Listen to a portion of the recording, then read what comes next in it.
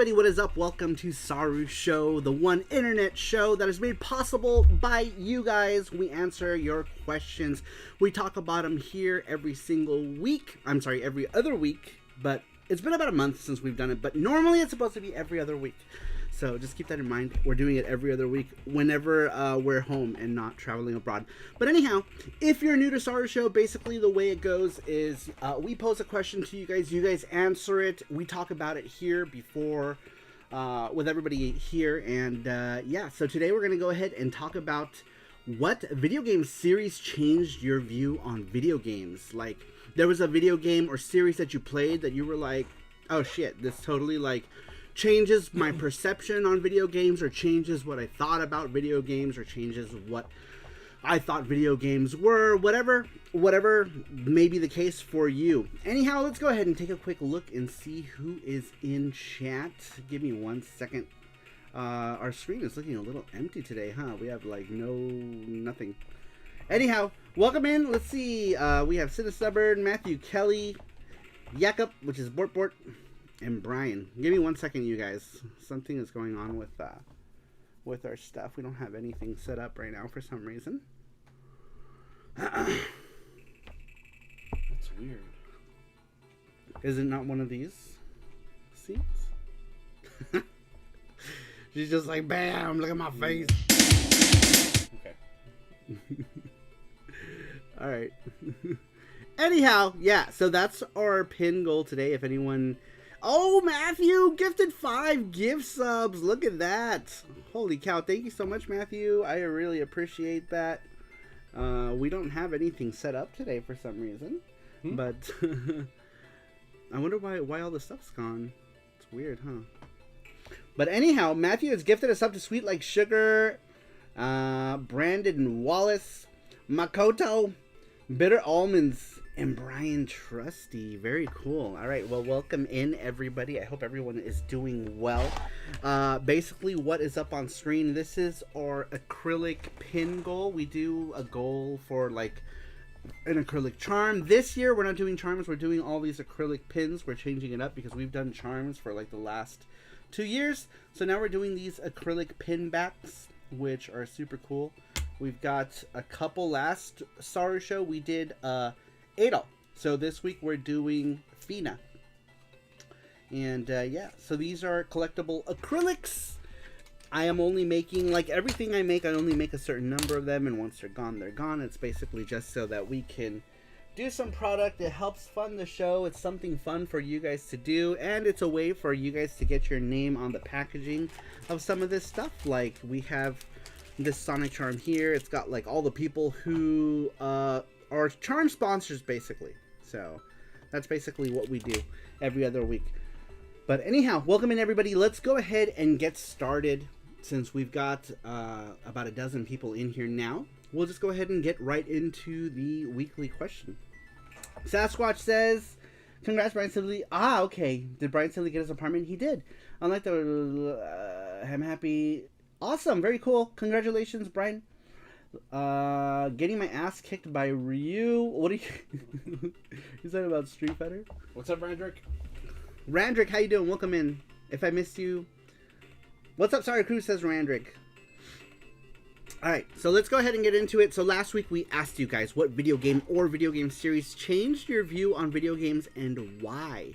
Number one comes to us from Cybergirl007. Cybergirl007 says, none, as my views on video games haven't changed. Riveting! I was wondering when Cybergirl would get back to like normal Cybergirl answers, right? Because like we've been getting like actual like answers with stuff. So yeah, classic CG says Randrick. But very cool, very cool. She's got a solid stance on her video games and what they were her whole life. She was born with the thought of video games and how they were, and that's her thought on it.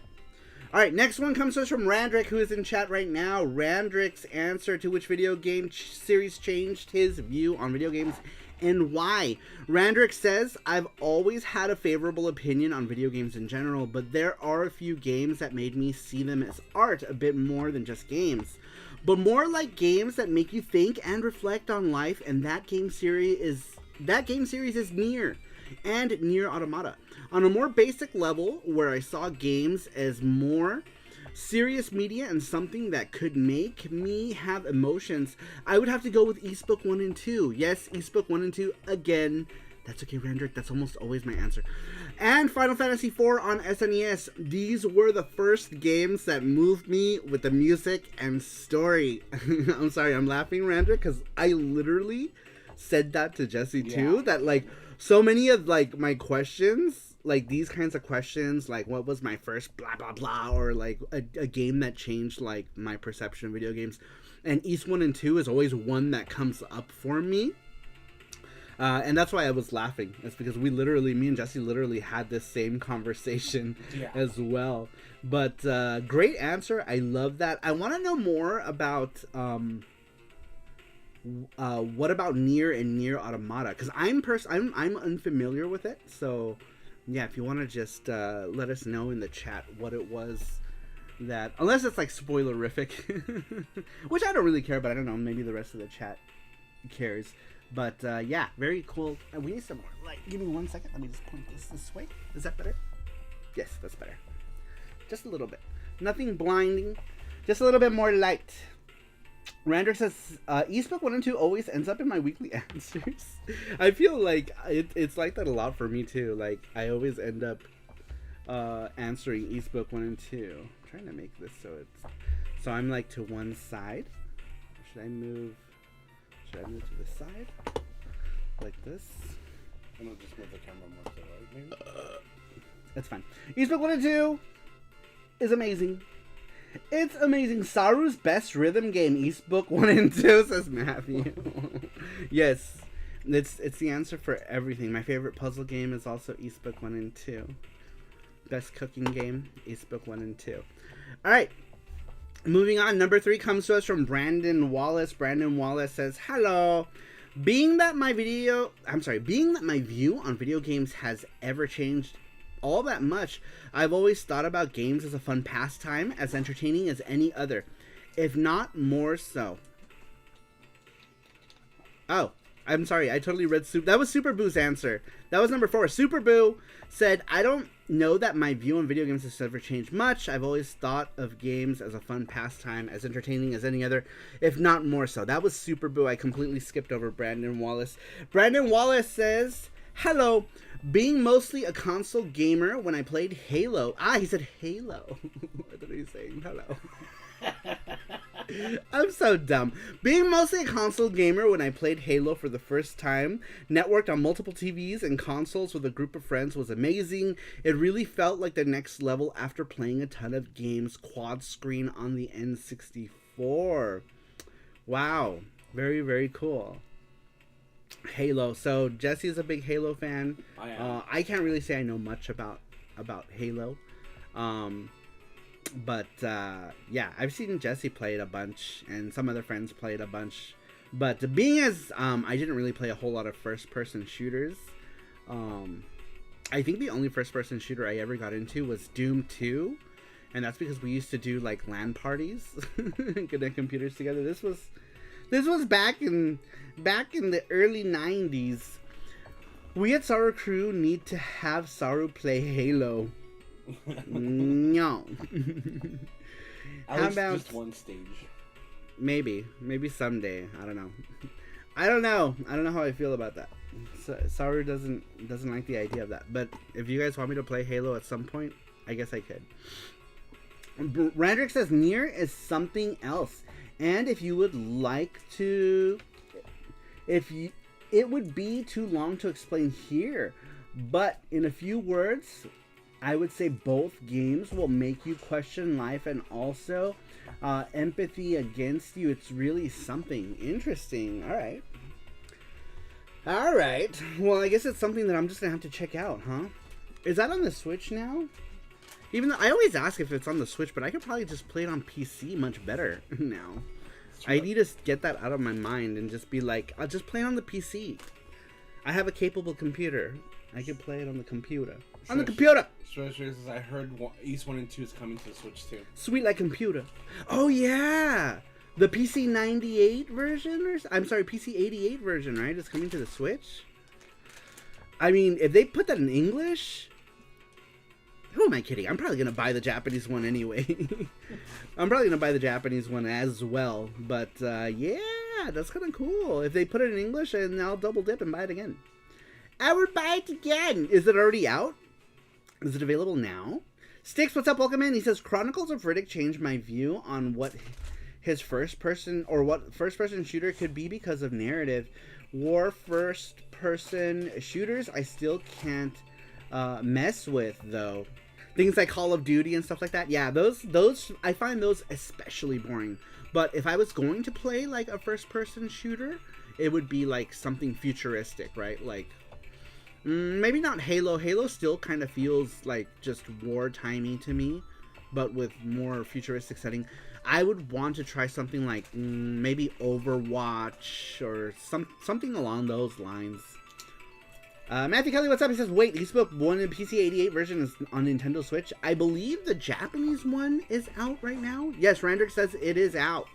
He's for PC 88 is $7.54 Canadian, so that's probably good. It's gonna be like $7 on the eShop or something, right? Probably. What is it in yens? How many yens is it? I need to know yens. Probably even cheaper, considering that the yen is so weak right now as well. So very cool. Very cool. Yeah, maybe I'll just have to check it out. Bort says Warframe. But yes, East 1 and 2 PC 88 version is out now. Matthew says Saru wants to play and crush kids at Overwatch. Yes, and cuss them out all day. I'm just gonna be like, you effing effers. You're all a bunch of mother effers. If you do a Halo stream, we could also do a Halo Charm. Oh, like a little chibi. Master Chief. Chibi Chief? Have I ever done that? No. I've never done that, huh? I have one, like, Master Chief drawing I never finished digitally also. I don't know what I would ever use it for, but, I don't know. I started drawing a cool Master Chief digitally, and then I was like, I'm too busy, and I stopped, and then I never finished it. I do think there's Valis Collection 3 and the PC 88 version of Valis. Right, I think it's on there, right? Terrible PC 88 versions. Shut up, phone. My phone is so loud today. My phone's like... We all know GoldenEye is the best shooter. It's the best shoot 'em up. GoldenEye. GoldenEye is the best shoot 'em up of all. It's right up there with things like Ikaruga and Raiden, all of those, all of the greats, all of the classics, Gradius, all of them. It's on the US eShop. Wait a minute, it's already it's out. It's in English.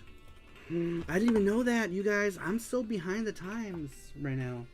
I feel like I came back from the other side of the world and I don't know anything. I don't know nothing. Inubase, what's up? He says hello. How are you, Inubase? Welcome in. Welcome in, Inubase. Draw Master Chief is Master Chief. It says it supports English. Oh shit! All right. Well, Master Chef. Master Chief is Master Chef. Got it. Ross, what's up? He says, is the PC88 version better quality than TG16? No.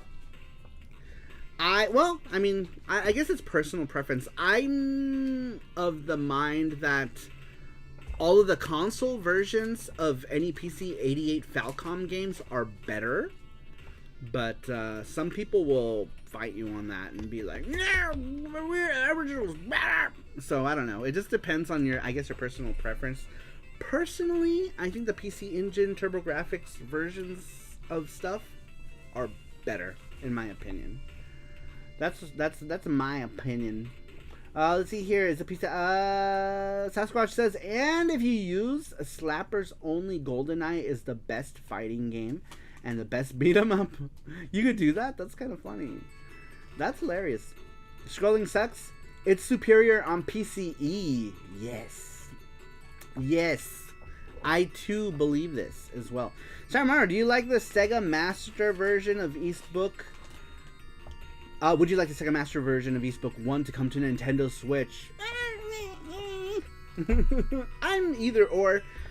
I do own the Master System version, but back in the day I never played it. So to me, I have like no nostalgia for it. I just have it because I saw it at a store for like $29.99 one day, and I was like, fuck it, I'll pick it up. But like, personally, I have absolutely no nostalgia for East Vanished Omen on the Master System, because my first experience with East was Eastbook 1 and 2 in 1991 for the TurboGrafx CD. So for me, I'm like, NES version, best version. They're kind of cool, actually. I have the Famicom ones. They're kind of cool. They're all right. Once again, I wish I had played those back in the day. But they're kind of cool. I don't mind the Famicom ones. The only Famicom one I don't own is East 3 because it's become very expensive and I never bought it when I had the chance because I'm dumb. Render says, I have the Famicom East 1 through 3. They look okay, but not great. I mean, yeah, they're not bad. They're not bad. I would have been happy to try those back in the day. Maybe. I don't know. Because I didn't play those kind of games in the 80s. So, it really wasn't until the 90s that I got into, like, the idea of playing, like, RPGs, right? Like, I had played Link to the Past, and, then I played East, and it wasn't really until the 90s that I started playing action RPGs. During the NES days, I didn't really play RPGs. I didn't like them. I didn't like RPGs. I thought they were boring. I barely got through the original Zelda, and then even so, I was like, man, this game, it took me, like, weeks to finish because I could never sit down and play it for any long periods of time without me being just bored to tears. What's happening? Oh, okay. I was confusion. That was weird. Is that okay? Famicom time. All right, moving on. So, for those of you just coming in, we had asked you guys what video game or game series changed your view on video games and why. The next one comes to us from the Stains 28, which is pretty cool. We always love it when we get new people answering the weekly question. So, awesome.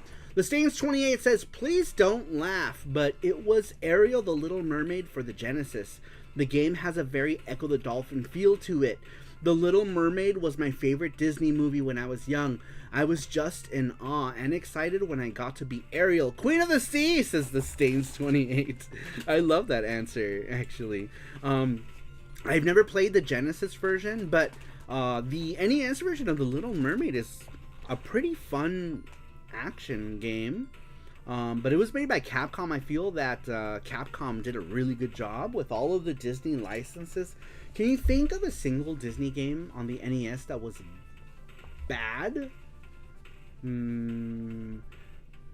Maybe Mickey Mouse Capades, and even that one wasn't horrible. It was just, I feel like that one was just old, you know.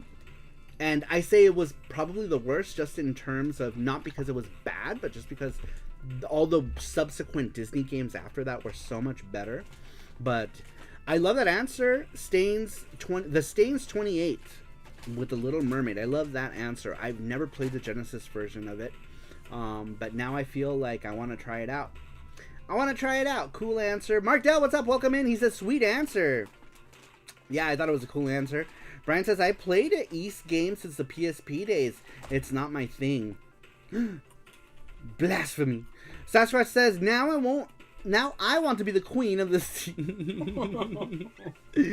I want to be the queen of the sea. Disney Fantasia on Genesis is garbage. Yeah. I was referring to the Capcom ones. The Capcom Disney games. But yeah, the Fantasia is not that great. Actually, Fantasia's terrible. What else was there? I'm not a huge fan of the World of Illusion game. It's just okay. Like, me and Jesse played through it. Do you remember? We played the World of Illusion game. And it was okay. I'm not going to go and be like, oh, this game was... I'd rather play an NES Disney game, you know? Or if I was going to play a Sega one, I'd rather play, like, Aladdin or one of the Capcom-made ones. Did they make any Were there any Capcom-made ones on the Genesis? Wasn't it one of the Mickey Mouse games, right? Didn't Mickey and Minnie, wasn't that a Capcom one? I think it was, yeah. I think it was Mickey and Minnie something or another, and that came out on the Genesis, so yeah. Let's see here. Adventures in the Magic Kingdom is not that good. I love that game. I love Adventures in the Magic Kingdom. I still have a copy of it. It's one of the few NES games I still have, which I think was from...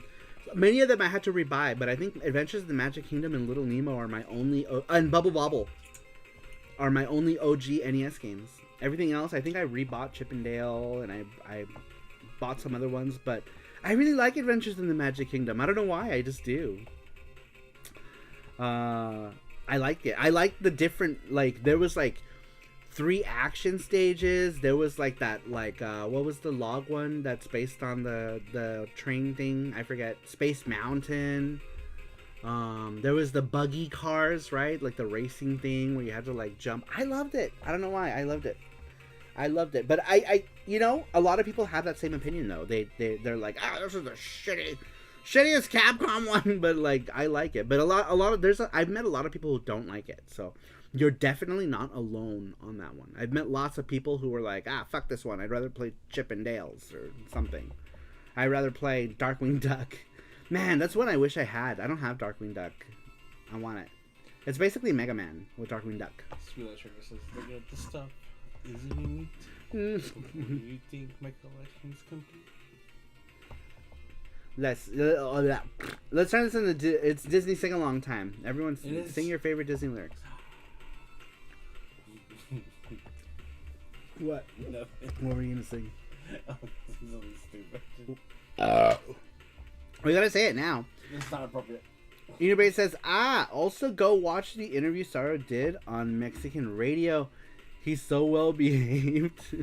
I think that's not as much an issue of being well behaved as much as my grasp on the Spanish language against my grasp on the English language. So I think it's more of a matter that I don't speak the Spanish as well. Oh, Matthew with the $40. He says East Pin for me and I'm borderline. Pin for me and import 3 Rin 3. I like how that's it. Thank you, Matthew. I appreciate that. I'm sure I'm borderline will appreciate it. Also, a whole new beer falls over drunk on the stage, says Bort Bort. Walking around those, what do you call them? Oh, feet.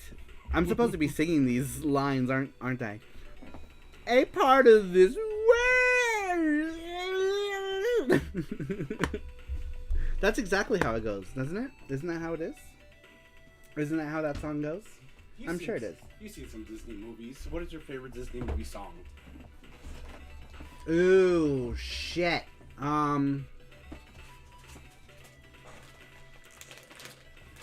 That's hard because I absolutely love the soundtrack to The Lion King. Yeah. And I like almost all the songs in The Lion King. I love it. Love it. The song when like the Elton John song at the end, which is also in the movie, I think, when they reconnect and spell sex in the air and all that. I love The Lion King. I think the music in The Lion King is like top tier Disney music, in my opinion. But I like a lot of other ones too. Like I like music from The Little Mermaid, Aladdin. They just, I don't know. They're just, those to me felt more like, you know, just your like throw in whatever Disney songs. But for some, The Lion King just had like an impact. All right, are we now we're gonna talk about our favorite Disney Disney songs? But you didn't pick one. Which one? Which one? One song? Just one song. Can You Feel the Love Tonight? Mine would be The Lion King. Eye to Eye from Goofy. Oh my God! Yes, Yeah. that is so good. Son of a bitch. Oh my God! That yes, was my favorite. That one is so good, and that counts too because that was like a major Disney theater release. It just didn't do as well as other ones, but it was a major Disney release. It was in the theaters. Ah, shit! I completely forgot. Just because the rest of the world like forgets, right? Yeah. Like, man, yeah, that one is like probably the most catchiest of all the Disney songs. But I mean, it's like a pop song, right? Yeah. It's like a pop song, so. But it's so good. It's really good. Kim of the White Lion is the best Lion King. Oscar like Sugar $20 says Ursula was one of the best Disney villains. Ursula was one of the best Disney villains. She was. I loved her. Yeah, dude, she was. Yeah, she's up there. She's up there for sure. You know which one was really dark? Did you guys watch The Black Cauldron? I remember watching The Black Cauldron as a child and being almost... It was kind of traumatizing. Oh, Gordostine! Thank you so much. What's up, Gordostine? Welcome in. Welcome in, Gordos. Thank you so much. Thank you. Thank you, Gordos. Thank you, Sweet Like Sugar. Thank you, Matthew. I appreciate it. We're almost at our pin goal. That goal, by the way, for those of you who don't know, basically what we do is we do these charm goals. I make these acrylic things. These are acrylic pin backs. That's what we're doing this year, as opposed to charms. And so basically the thing on the screen is there so that you can buy the charm. Your charm will come in a package like this. It'll be pinned, and then on the back your name will be there. Special thanks to charm sponsor, which is you guys. So when people buy it, either on the store or wherever we sell them in conventions, your names are on there. Your names are there. Your guys' names. The Disney film that failed commercially. Yes, yeah, it was a huge flop, and I think it was a flop because it was so dark. I feel like, didn't it like almost like bankrupt Disney too? Because like they spent so much money on it, and then they couldn't make that money back or something. I felt like it was something like that. I worked at a Suncoast motion picture company when they first released it to video because they showed it in the theaters, and apparently a lot of kids didn't have good reactions to it, and so they never put it to video cassette, I believe. And then there was either a release or a re-release. I was working at Suncoast at the time, and I was like, oh my God, I remember this movie. Like, to me, it was like something that I completely forgot. So, yeah. Gardo says, yeah, Fina! Yes, Fina Pin is next. Fina Pin is next. This weekend, we're sending a bunch more stuff out. So these will probably not be in the stuff that you guys are getting this coming week, but in the next package. It depends. Maybe we get them before we send stuff out. I don't know. We'll see. I think that movie is what got Tim Burton fired from Disney. Really? Man, I didn't even know that. Mark Dell says, I want to be like you with Christopher Walken. What? Which movie? The Black Cauldron? Was it Black Cauldron? I didn't even know he worked on that. Interesting. Wow. I didn't know that. Very, very interesting. Let's see. Borport says, I saw Lion King 4-pack pop that got announced, and it was a kid Simba, all glittery, as an exclusive Funko Pop only to that pack. That's cute. That sounds cute. That sounds cute. That would explain the dark story. Yeah, dude. Black Cauldron was super dark. And then what was the thing's name? Fuck. There was a creature. He was super cute. You fell in love with him, and then they kill him. And you're like, what? It was the B, no? Bailey, Barfy, Barley. Barfy? Yes, it was Barfy. Fuck, I don't remember. It's been a long time since I've seen it. I made you watch it. Didn't I make you watch it? Yeah. Like, shortly after we moved into this house, I think I made you watch it. What did you think of it? I loved it. We had to rent it on YouTube, remember? Yeah. Because nobody had it. So we had to rent it on YouTube. YouTube had it. And we rented it. What was his name? I don't know, but they kill him, and then you're like, what the fuck? It's kind of sad. And then he, Gurgi? Gurgi. Was it Gurgi? I think it was Gurgi. Either way, they kill him. Anyway, no more Disney talk. Let's go back to the thing. We had asked you guys what video game series changed your view on video games and why. The last one was from the Stain28, who said The Little Mermaid, which totally got us into this whole Disney thing. Next one comes to us from Mackenzie, aka Babbling Nerd, Ring Fit Master, all of the different names he has. Mackenzie says, back in the day as a kid, I loved video games for imaginary worlds I could see myself escape in.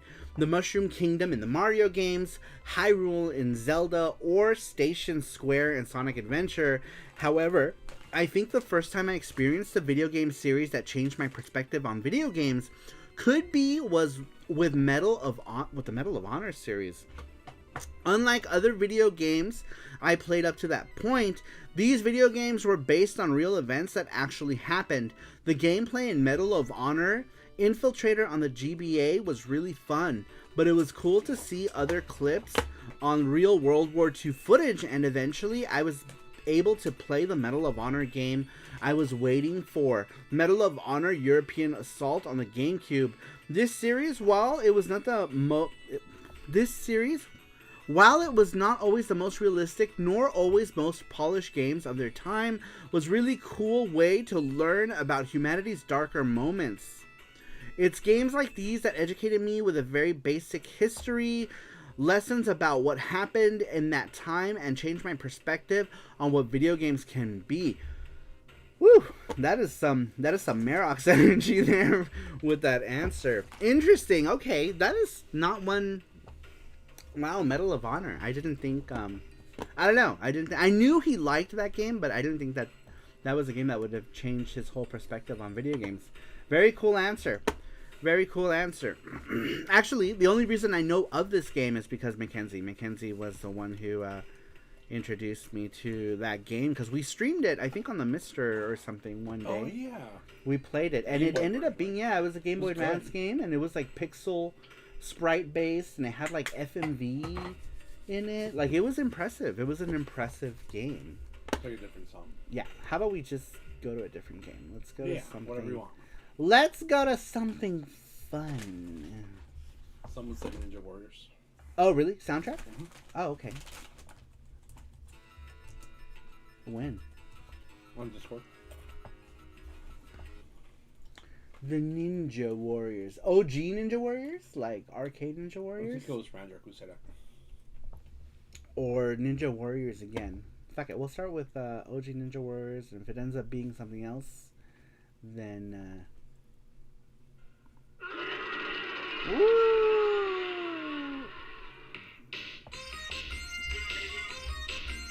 Oh, Ninja Sabers? Okay. We'll listen to that after we get in some Daddy Milk.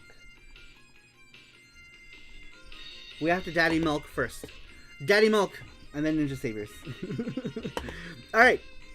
Moving on. Next one. Number 7 comes to us from Neil Nakahodo. The question was, what video game series changed your perspective on video games? Neil Nakahoto answers Lollipop Chainsaw. Bought it as an impulse buy at GameStop years back and was surprised to enjoy it. That's funny. That is a game that I have always wanted to try and have, for some reason, to this day, I have yet to try it. But it's been one of the games I've been wanting to try. It looks like an interesting game. It looks fun. It is a game I want to try. But he was surprised to enjoy it, says Neil Nakahoto. That's interesting. Didn't we ask last week games that we were surprised that we liked?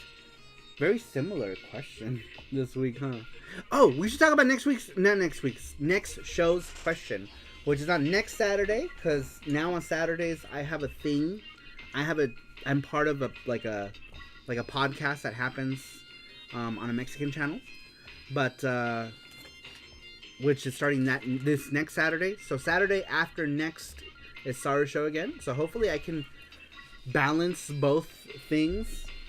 But yeah, hopefully I'll be able to do that. But anyhow, you guys, let's think about some questions that we could ask. Next one comes to us from Mark Dell. We had asked you guys what video game series changed your perspective on video games. Mark Dell says there was a game on the C64 called Enigma Force that really surprised me.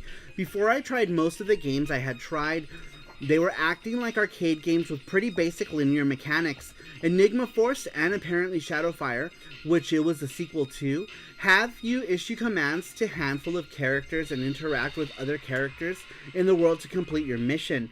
The sci-fi setting, unique looking characters, and story weren't something I've experienced before, and I was intrigued by that. Try to be different and not just appeal to a mass market, says Mark Dell. Interesting. Enigma Force. Alright. For C64. I personally don't, like, you know me, when it comes to C64 or Amiga or any of those things, I don't know shit. That's why we have Mark Dell is here to educate us on all of the European microcomputers. So, yes, Mark Dell is our go-to guy if we need to know anything about a C64 game or Amiga game. He is our resident Euro microcomputer guy. But anyhow, let's see here. Sasquatch says, interesting. I need to check that one out. TJP says, I miss you guys. It's TJ, by the way. What's up, TJ? Hi. Long time. Oh my god, it's been how many years? I haven't seen TJ in like, I don't know, like 8 years or something. What's up, TJ? How you doing? TJ says, Dragon Quest changed your perspective on video games? Man, that was before I even played RPGs. If you're talking about like the original Dragon Quest, which was, what was it here? Dragon Warrior? We called it Dragon Warrior here. At that point, I wasn't playing RPGs just yet, because I feel like I was a dumb kid who wanted to just kill stuff. If I couldn't kill stuff immediately, I didn't want to play it. Which is why the original Zelda took me like, I don't know, like 42 weeks to finish. Not that long, but it took me a long time. I feel like it took me, I don't know, I would say maybe like 6 months to finish. Because I would play a little bit and then I'd get bored. Yeah, it was hard. It wasn't until the 90s that I started really getting into action RPGs. Because my tiny brain was maturing. Mark Dow says, good thing I put my name on this, or else you'd never know it was my C64 answer rather than all of the other C64 answers. I would have never known. We have so many people who are just hardcore fans of the C64 that I would have never figured it out, Mark. I just would have never figured it out. If you had to pick a game this week, I mean, pick an answer for this week's question, what would it be? What do you mean? If you were to answer the question for this week's question, what would you answer? Oh, what would my game be? Mm-hmm. What do you guys think? What do you guys think my game would have been? I'll let you guys answer. What do you guys think? Rugrats. I'm pretty sure it's a fairly easy one. You guys know me well enough. Ghost Chaser, yes. Don't forget, you guys, we do have a Ghost Chaser charm that I had over here. Oh, here it is. Look at this sweet ass Ghost Chaser acrylic charm that was commissioned by None other than our Euro baby. Our Euro fetus, Mark Dell, commissioned this. Look how cool it is. I would say Eastbook 1 and 2. See? It's like... it's obvious. Super obvious. Matthew says Eastbook 1 and 2. Got Saru into PCE CD. Super easy. Best charm, says Mark Dell. TJ says Dragon Quest only took 10 or 12 hours to play through completely. It's totally Sanic. It's totally Sanic. It's Sanic. It is Sanic. Matthew Kelly says Dragon Warrior is about 10 hours when you grind about to level 20 to defeat the Dragon Lord. Interesting. You know, I have not played a single Dragon Quest game. So, yeah. I told myself I was going to play some when I was doing... Do you guys remember when I did Print Club based on Dragon Quest? I was like, I should play a Dragon Quest. And maybe I'll get into drawing these characters some more. I never did. I never played a Dragon Quest. I just ended up doing all the art, that Print Club. I never played one. Dragon Quest X, it's a beautiful game. That's the one I was going to try out, too. Is that the one with the character, the Luminary, right? Was the main character? Looking like fucking Android 17 from Dragon Ball Z. Looking like that dude. Matthew Kelly says, it looks like old man Mario that lost his hat, mustache, and shirt. What? Oh, yeah. Mario's been shaved clean. That's the X11. Oh, okay. Well, shit. Well, fuck. I don't know. Here, see, says TJ. That's fine, Saru. Don't force yourself to playing a genre you don't like. Yeah, I just feel like, I don't know. I feel like I might like it. I did play through Cosmic Fantasy 2, and that shit was disgustingly grindy. I'm trying to think what else was super, super grindy that I played. I won't say I enjoyed playing the gameplay element of Cosmic Fantasy 2, so I don't know. Super grindy games don't do it for me. I smell new content then, says TJ. Yeah, I don't think I'm going to be playing any new Dragon Quest games anytime soon. I love the genre. I'm still forcing myself to finish DQ7, says Mark Dell. Great work on the Ghost Chaser charm, Saru. Super cool C64 reference for sure, says Russ. Russ, do you like C64 stuff? I didn't know. You know what I did buy when I was in Mexico? A book that was written by someone who's like a big time, like, he's written like a bunch of like stuff for like ColecoVision and stuff, and so I bought a book. Or no, he gifted it to me. I was gonna buy it, and then he was like, you can have it, and he gifted it to me about not C64 but about ColecoVision, Intellivision. They're also into like MSX. It's cool stuff. It's cool stuff that maybe one day I might get into. I think Ellie says, I think you should get the Nintendo Switch versions of Dragon Quest 1 and 2 since they have quick saves. I know Dragon Quest 2 2.5D Remake is coming to Nintendo Switch. Maybe. Maybe someday. Oh shit! Matthew, thank you for reminding me. Cosmic Fantasy Collection from Limited Run Games ends tomorrow. Oh, damn it. That means, do I gotta buy it now? Or can I wait till tomorrow? Will I remember tomorrow? Give me 1 second. Hey, Bixby. Remind me tomorrow to place a pre-order for a game at 4 p.m. Your reminder's saved. Place a pre-order for a game. 4 Yeah. p.m. tomorrow. Thanks, bitch. Alright, moving on. Neil says, I don't think I did answer this week's question. I thought maybe I was watching an old stream. Ah, okay. So maybe that was from last week's then. It's possible. That's actually what made me think of last week's question was your answer. Because last week we asked what was a game that you bought that you were surprised to like. So, yeah. I'm guessing... it was last week's. It was right next to, like, the next one. Yeah, that's. I think you gotta make that more... I think you maybe start putting spaces between those. This is what This is what really trigger does. Oh, okay. Then maybe when you get like to like the last one, highlight it. Like that one? Yeah, just highlight it. Okay. Yeah, highlight the last one. That way you're not copying the previous answer. That was my mistake. But yeah, okay. All right, that makes sense. Very cool. And no problems. That was my mistake. No worries. If I did answer, it would be Persona 3. Dude, Persona 3 was also one of those games that got me into Persona 2. Because I remember playing Persona 1 and then Persona 2. And I was like, this art style's gross. And I couldn't really get into it. And then Persona 3 came out and I was like, whoa, this game is dope. Alright, give me 1 second. Let me play Ninja Saviors. Did I spell that right? Or is it written? Did they write Ninja Saviors? Mark Dell donated $20. He says, "Hey Bixby, set an alarm for 5 a.m."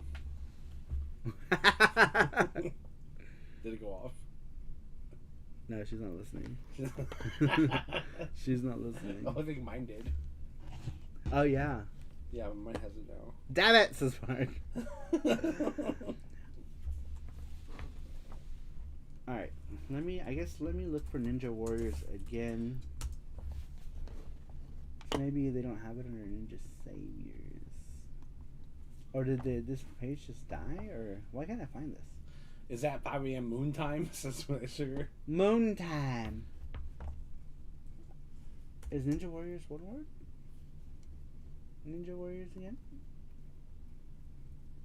Maybe they don't have it.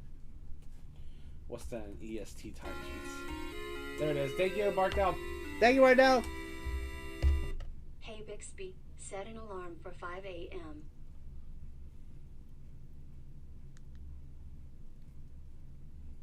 Okay. I'm guessing that she only responds to your voice. To whoever owns the phone. Huh, no Ninja Saviors. But you can do Alexa. Save. She'd be like, "What? What did you say?" I wrote Ninja Savvy. Let's see. Sometimes we're just like whispering. You'd be like saying it to Alexa. And Alexa's like, I heard that. I heard that. Yeah. Now playing some music. Like, what the fuck? Ninja Ryukenden. Ninja Princess. Ninja Masters. Ninja Jajamaru. Ninja Kun. Mark does this. Now I wonder if you could donate to TCS Streamer by saying Xbox off. Huh. Ninja Saviors isn't on here. I'm using what is this? KH Insider? Hey Alexa, what does the cat say when it answers the phone?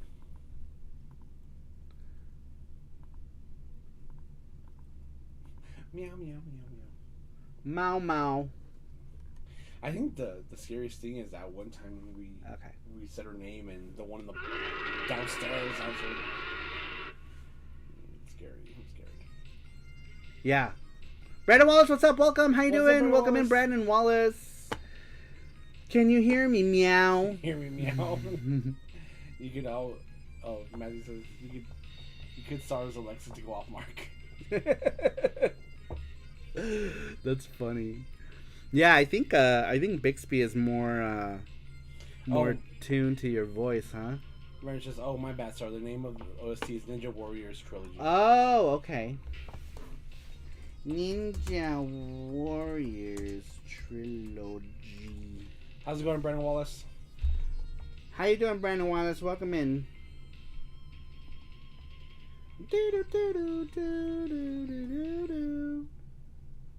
Oh my gosh. What happened?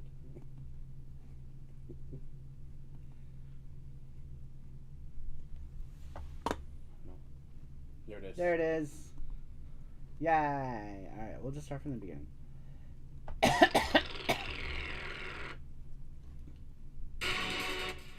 Did it scare you?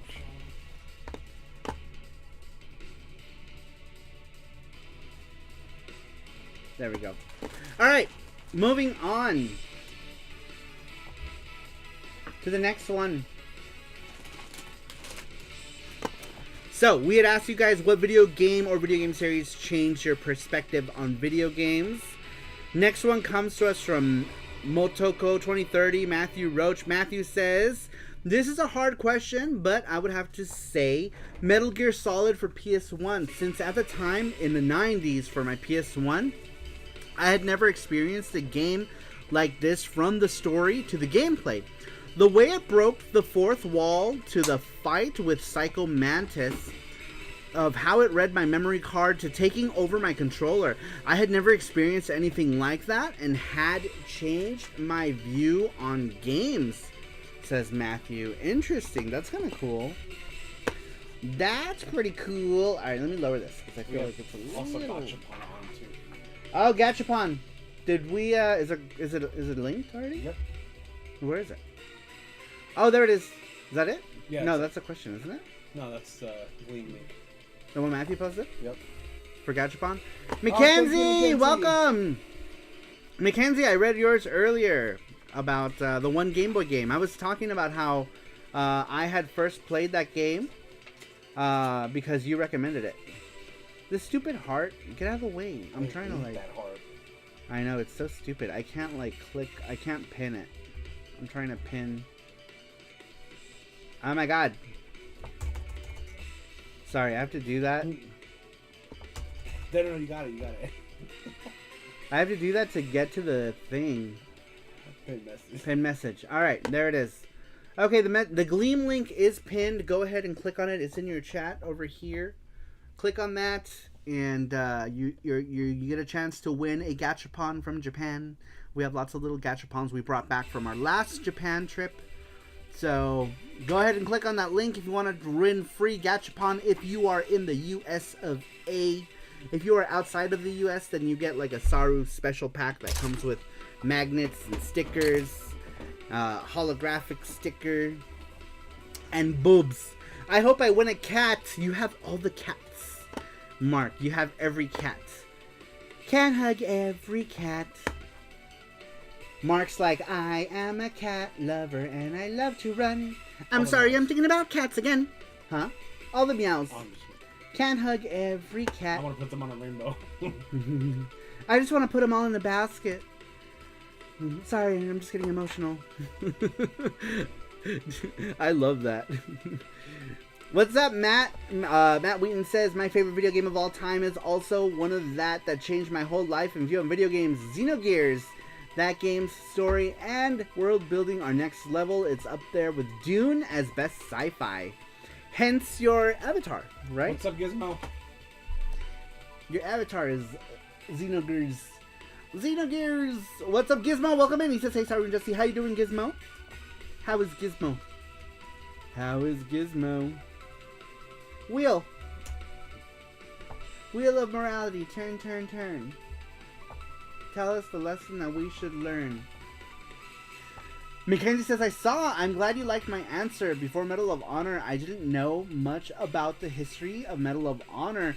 Kind of was a gateway now, and I love reading books, documentaries on history, says Mackenzie. That's kind of cool.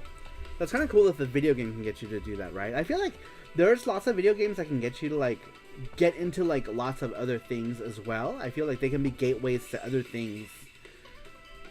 Which is crazy that in this day and age, people are still, like, bashing the media or seeing video game media as less than, when it's just as palpable as any other media, if not even more so, because of the fact that I think the video game industry makes billions upon billions of dollars, more so than a lot of other media. So it blows my mind still that people are like, Nyeh. Video games, you're a nerd. Mark Dell says, Candy Crush changed my view on video games, just not in a good way. Flappy Bird as well. Who remembers Zuma? You know, Zuma was a total, like, they totally ripped that idea off a game made by a company named Mitchell called, fuck, I don't remember, but there was a Japanese company called Mitchell, and they made a game, and it was basically Zuma, and then the PopCap Games, I guess, like, copied the idea for the game, like, down to a T, and I think they got sued for it, and I think that's why Zuma is, like, not super common anymore or something. I don't know. Something happened. But Mitchell sued the fuck out of PopCap. No Peggle. It's no Peggle, though. What the fuck is Peggle? Is that when you put on... Never mind. Let's see here. FX Unit Yuki as Flappy Bird, says Matthew Roach. Flappy Yukis. Flappy Yukis. You guys, we need to sell more digital copies of FX Unit Yuki if we want to see it on PSN. So basically, Pixel Heart has the ability to put the Genesis version of FX Unit Yuki on PSN, but they don't want to because apparently it's not selling well. So oh well. Apparently, Pixel Heart needs it to sell more. Other people know Peggle, right? Let's Peggle. Mark, you want to come over and Peggle together? What the fuck is Peggle? Says Martin. Anyone remember Luxor? Like the casino? We have a casino called Luxor. Desert Lizard says, Yo, Sarumaru, I thought you guys were live with Zeus tonight. Noches en Bulgaria. Noches en Bulgaria es el próximo sábado. Cada otro sábado. Es el 17. Oye, que estamos en el 10. Sí. Noches en Bulgaria será... Ay. Calendar. Calendar, where are you? Oh my god. There it is, calendar. Noches en Bulgaria será el 17 de este mes. El 2 de marzo. El 16 de marzo. Y el 30 de marzo. Y pues después de eso no sé. Creo que cada otro sábado. Pero sí. Noches en Bulgaria será el 17. Perdón, el 17, el 2, el 16 y el 30. Cada otra semana es Noches en Bulgaria. Cada lunes es Sinfonía de la Noche. Entonces, pues... Este es el primer Sinfonía de la Noche acaba de pasar. Y el primer Noches en Bulgaria será la próxima semana. Así que espero que pues... Estoy un poquito nervioso. Estoy algo nervioso, porque como pues... Yo no, con el español no muy bien. Pero vamos a ver. Vamos a ver cómo va. Vamos a ver cómo me tratan. We need to spread the good word that is Yuki to the masses. Yeah, I mean, it would be cool to get it on PSN as well, but yeah, apparently Josh Pod's like, your game's not selling. So yeah, I don't know that we're gonna get to see Yuki on PSN because apparently it's not selling to their expectations, and so they have to pay to port it. They gotta pay fees. They gotta pay programmer to do it. A bunch of other stuff. So yeah. So Yuki apparently no, PSN no go. PSN no go. But maybe Xbox, I think Rover has a license to port stuff to Xbox. So maybe Rover can port it to Xbox Live. So yeah. Who knows? Desert Lizard said, so glad you joined the crew. Keep it up, homie.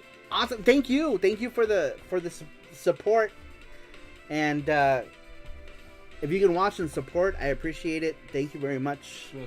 Desert Lizard. We need to spread the good word of Yuki to the masses. Yes. Good techno music. Should we do the Gachapon? Alright, it's Gachapon time. If anyone, last chance to join in on the free Gachapon, you guys. There are currently 10 entries. It's up at the top of the chat. Not everyone wins a prize.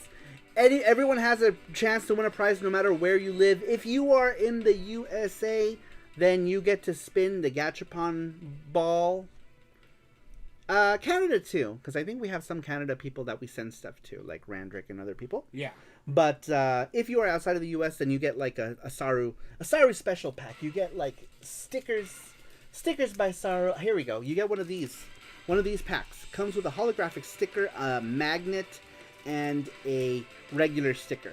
Regular sticker, holographic sticker, magnet. You get one of these. You get one of these and it's free. It's free to join. So do it now or forever hold your peace. Shiny. I know. The holographic stickers are super cool. I love how they come out. They're super durable too. Jesse has had one on his wallet for over a year, and it's still there. And it's not even like one of the vinyl stickers that we have. It's a holographic sticker. The vinyl stickers are probably even better. We made some Popful Mail vinyl stickers as well. So those are going out to the Print Club people. Super late, I know, I'm so sorry. But I'm happy with the stuff that's coming out. Happy stuff. Yo, Cope, your stuff is sending out this week. Yes. Your stuff is going out. Everything that has to go out is going out this week. So it's not lost. So, yeah. We just haven't sent it. We haven't sent it because we went to Mexico and then we didn't do anything. So, now that we're back from Mexico, we're shipping a bunch of shit. So, don't worry. Everything is happening. Everything's happening. You guys are getting your stuff. Don't worry. Just be patient. Okay. Be patient. All right, here we go. Did you check to see if there were any more entries? Yeah. No more entries? Do one more. All right, last reload. Nope, that's it. All right, no more entries. No more entries. It is closed. All right, shuffle. Closed. Gachapon is happening right now. We're gonna shuffle it. 1, 2, and 3. Here we go. Good luck. Good luck. Good luck. Who's it gonna be? Looks like it's gonna be Brandon Wallace. Brandon Wallace, you are the winner. Yay! Brandon Wallace, you know the rules.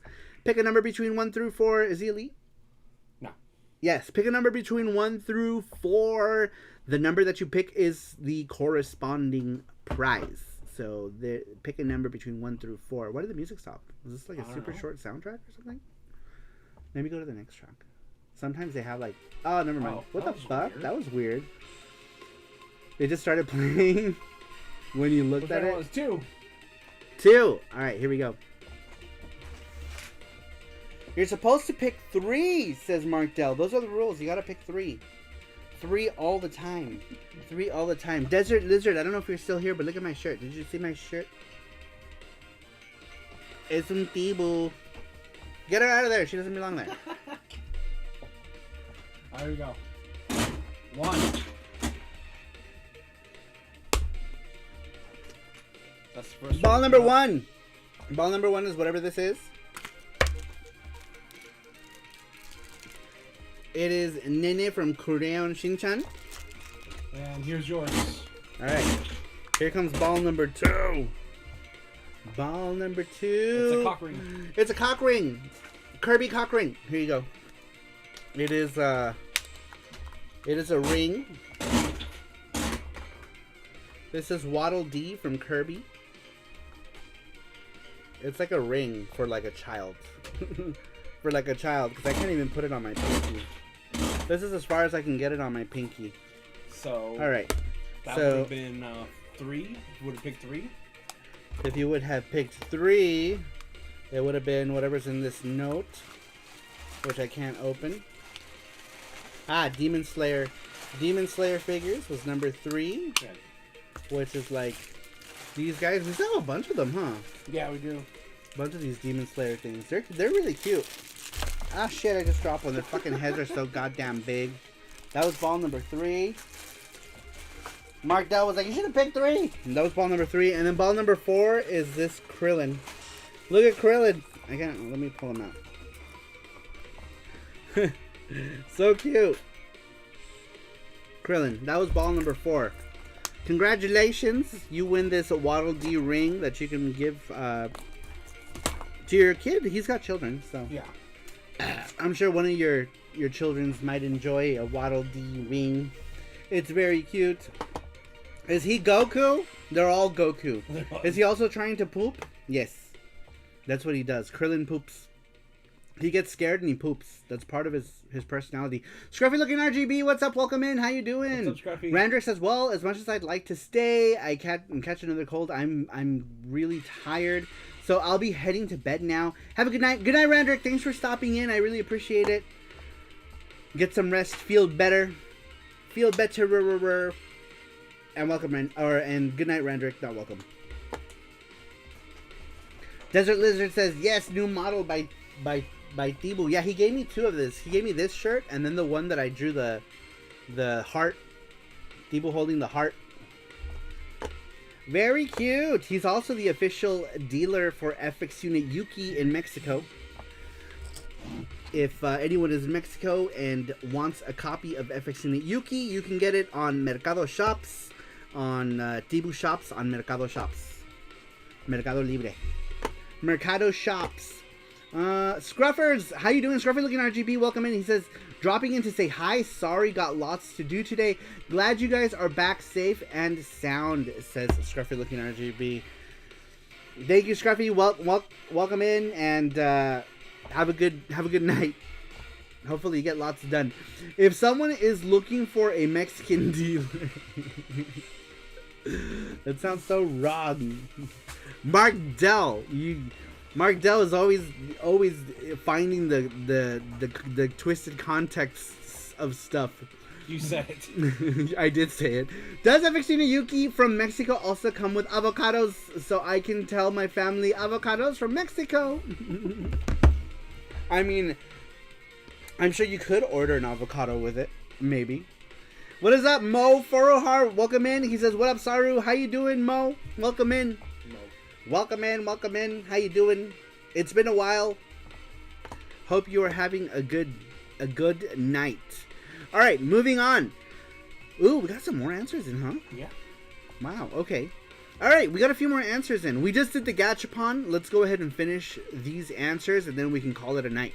So we had asked you guys, for those of you just coming in, what video game or video game series changed your perspective on video games? Next one comes to us from Famicom Collecting. Famicom Collecting says, without a doubt, in my early years, Mario Brothers on the Game Boy was my first exposure to games as a kid. So I would have to say that left a big impression. But as an adult, Red Dead Redemption 2 was one of the first games to make me emotional. Not just sad, but happy as well. That game has amazing storytelling, and I highly recommend it, says Famicom Collecting. Very cool. I keep hearing good things about Red Dead Redemption 2. It's not something I would normally play, but I would like to check it out sometime. Maybe, I don't know. This is the kind of time that I wish I had, like, close and personal friends who played those kind of games, so I could just go over to their house and watch them play it. So I didn't have to. But I doubt. Most of my friends who play video games here are all super busy. Everyone is super busy. Life is busy. Life is busy. Only if an avocado is a pre-order bonus for FX Unit Yuki in Mexico. We could always do like a charm and dress Yuki up as an avocado. That would be so cute. So cute. Yuki avocado from Mexico. Mo says, thank you, sir. Don't worry. I watched your Japan vlogs. Awesome. Thank you so much. I appreciate that. Anyone who watches our vlogs, I appreciate that. We still have some more of the Mexico vlogs going up. We have, I think, 2 more, right? 2 more, yeah. 2 more videos on the Mexico vlogs going up. And hopefully at the end of the year, maybe we can try to go back to Japan. Hopefully, maybe. I don't know. I guess it depends. Depends how we are financially. But hopefully we can go back this year. I would personally love to go every year. Would be awesome. Would be awesome. If money allows, we will go. Let's see here. But then the PCE is the early 90s. Was a huge slap in the face. I'm going in a week, says Mo. Nice. Where are you going? Where in Japan? Where in Japan are you going? Where do you plan to go? What do you plan to do? What do you plan to eat?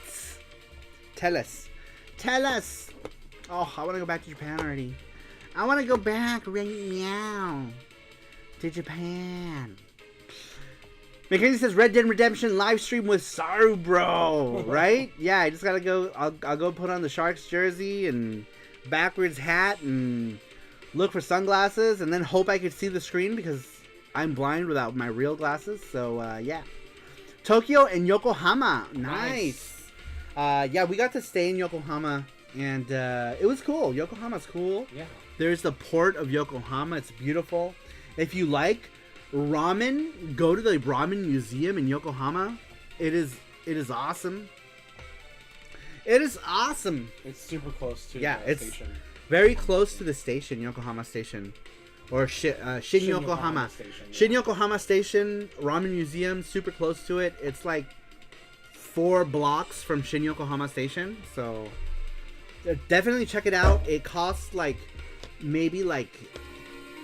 There it is. Thank you, Mackenzie. I appreciate that super chat. Thank you, Mackenzie. I appreciate it. Yeah, Shin Yokohama Station, 4 blocks away, costs like $3.50 to get into the ramen museum. Once you're inside the ramen places, you can get like ramen. Like a lot of places do like half sizes, which we should have done. Yeah. Because then you can try more. Because we ate at one place and got super full. Because we had the regular size bowl. They have like a regular size ramen, and then they have like half size ramen. Highly recommend half size, so you can at least eat at maybe like 2 different places.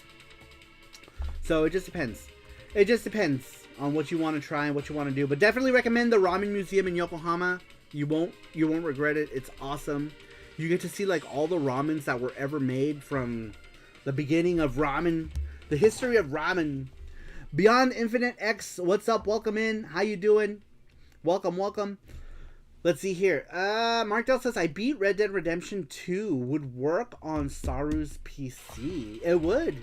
It would work. Oh, I bet. He said, not I beat. I bet. Yeah. It would work. I'm pretty sure I can play anything on that PC. Most things. Anything that I want to play. Not anything. But anything I want to play, I can pretty much play on that. I'm going to check. Yeah, dude, go to the ramen museum. If you love ramen, recommend it. Obviously, if you don't give a shit about ramen, then maybe don't go to it. But if you love ramen, definitely check it out. Desert Lizard says, I heard you can run Red Dead Redemption 2 on a microwave. It's old now, right? Like, it'll run probably on most things. I can probably run that on my Steam Deck without any issues, too. So, I don't know. Maybe I'll play it one of these days. Maybe. If it goes on sale for like $3 on Steam, I'll buy it. Hey Saru, if you ever want to do a Red Dead Redemption live stream, just remember the first game is now available on the Nintendo Switch, says Mackenzie. Maybe. I don't know. Maybe. RDR2 is very slow. Do you mean like slow, like the pacing is slow? Like it's slow-paced game? Lots of walking slowly. Ah, okay. So pretty much something I'm probably going to get totally bored with, huh? Let's see here. Cowboy Simulator 2 takes a bit of power, and mid-range card or higher works the best. Well, I mean, I have the computer with that external video card that turns it into a beast, which I got from Mark Dell once again. Very, very thank you, Mark Dell, for giving me the hookup on that computer. I get to pay it in installments, and I love it. It's great. It's great. Cowboy Simulator 2. Great. Mo says a game that changed my mind about video games is Out of This World or Another World on the Amiga. Look at that, Mark. You have an Amiga. You have an Amiga, buddy. You guys, tell us. Start talking about what are your favorite Mo? What are your favorite Amiga games? And then Mark Dell can tell us what his favorite Amiga games are. Let's talk about it. Treasure says, oh yeah, Mark's card would not break a sweat then. Yeah, no, it would not. Dude, this, like, it's amazing. It's amazing. Monkey Island. Ooh, Monkey Island. They remade those. I started playing them. I started playing the remakes of them. And then I never finished them. I think they were on PS3, I believe. Because I briefly played the original and then, never again. Final Fight with no sound. That's a thing, right? Like a lot of like the older Amiga games, like it's like you get graphics and nothing else. And nothing else. Monkey Island was glorious, says Mark Dell. Amiga fans are going to outdo the PC Engine fans, and eventually Saru will need to put Yuki on the Amiga. I would not have any issues to put Yuki on the Amiga if I had a programmer to do it. If I had a programmer to put Yuki on the Amiga, I would be down. I would learn how to pixel for the Amiga. We would do it. I have no objections for Yuki on the Amiga. I think the Amiga seems like it's very capable. So I believe I believe it would be cool. Sorry, my eyes started burning all of a sudden. I have allergy drops for my eyes that I need to be using. Where are they downstairs? No, they're here. Oh, they are? Can I have it? Not Zool! Yeah, that game is kind of terrible. Russ says, legit, Out of This World was a game changer on the Amiga. Was truly like looking into the future for the first time I played that game. Right? Like, it was super impressive. I have to admit. It was like early like 3D stuff. Early 3D.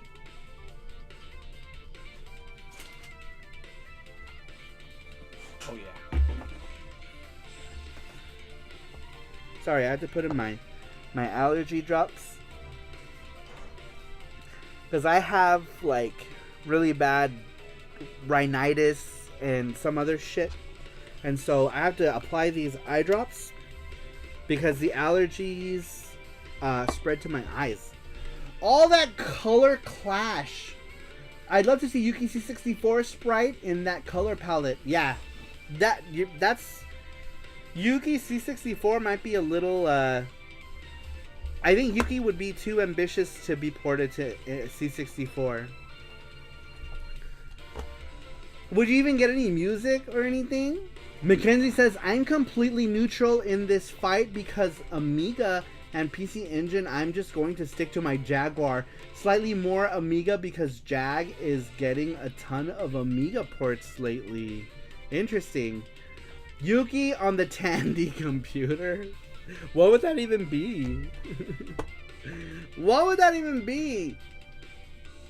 Mo says, and then it was PCE for me. Ah, okay, so you're a PCE fan as well. Wow. You are a man of culture. You're into Amiga, you're into PC Engine. You know who else who is into all the fighter things? Matthew. Matthew is another person who also liked the Amiga, and he now likes the PC Engine and a bunch of other stuff. So many of you have like so much in common. Matthew, Mark Dell, and Mo. So start talking about it. Start talking about it. Yuki on Windows 95. I mean, that would not be hard. You told me this before, Mo. You have good taste. Yes, you have good and varied taste in games. Very, very cool. Very cool. All right. Let's move on with the rest of our questions. We got a couple more. We have a Sasquatch story this week, and I think Recurrence is still the last one. I'm talking. Yeah. Oh, okay. Also, I'm looking for the game giveaway thing because we have it on Google Drive now. Oh, we do? Yeah. Ah, but okay. Since my phone got taken away, I lost the email. The access to it. So oh. I'm trying to log into this one. Oh shit! So, can you reset the password for that one? Yeah, that's what I was doing right now. Sorry. Russ says I'm waiting for the Tiger Electronics LCD Yuki handheld game. What would that even be? Man, those handhelds, they were the worst. They were the worst. I had, I think, a Mega Man 2 one. I don't know why. And then I had a Ninja Turtles one, but it wasn't Tiger, I don't think. It was like a big, long, weird green plank board. It was weird. It was a weird one. Totally weird. But those are the only two that I had, I think. I may have had others. But, yeah, those things were terrible. My eyes get like ass with allergies.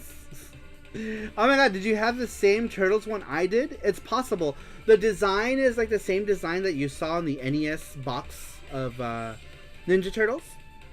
The NES cover box was the same sticker, and it was like a long, weird... It was weird and long.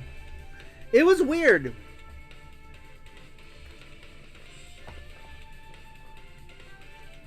But dude, back then, I was so much into Ninja Turtles. Wow. Sorry. I was super into Ninja Turtles that I didn't care. Yuki and Das, says Matthew. Hey, those Tiger handhelds were the only thing you could get back in the day. It was that or nothing. And if you were lucky, you got a Game Boy. Yeah, see, I never got a Game Boy. My first portable was a Game Gear. And I got that like week 1. And it came with fucking columns. I played columns for like a fucking month and a half before I could get another game. Dude, I remember begging like everyone for like money to buy games.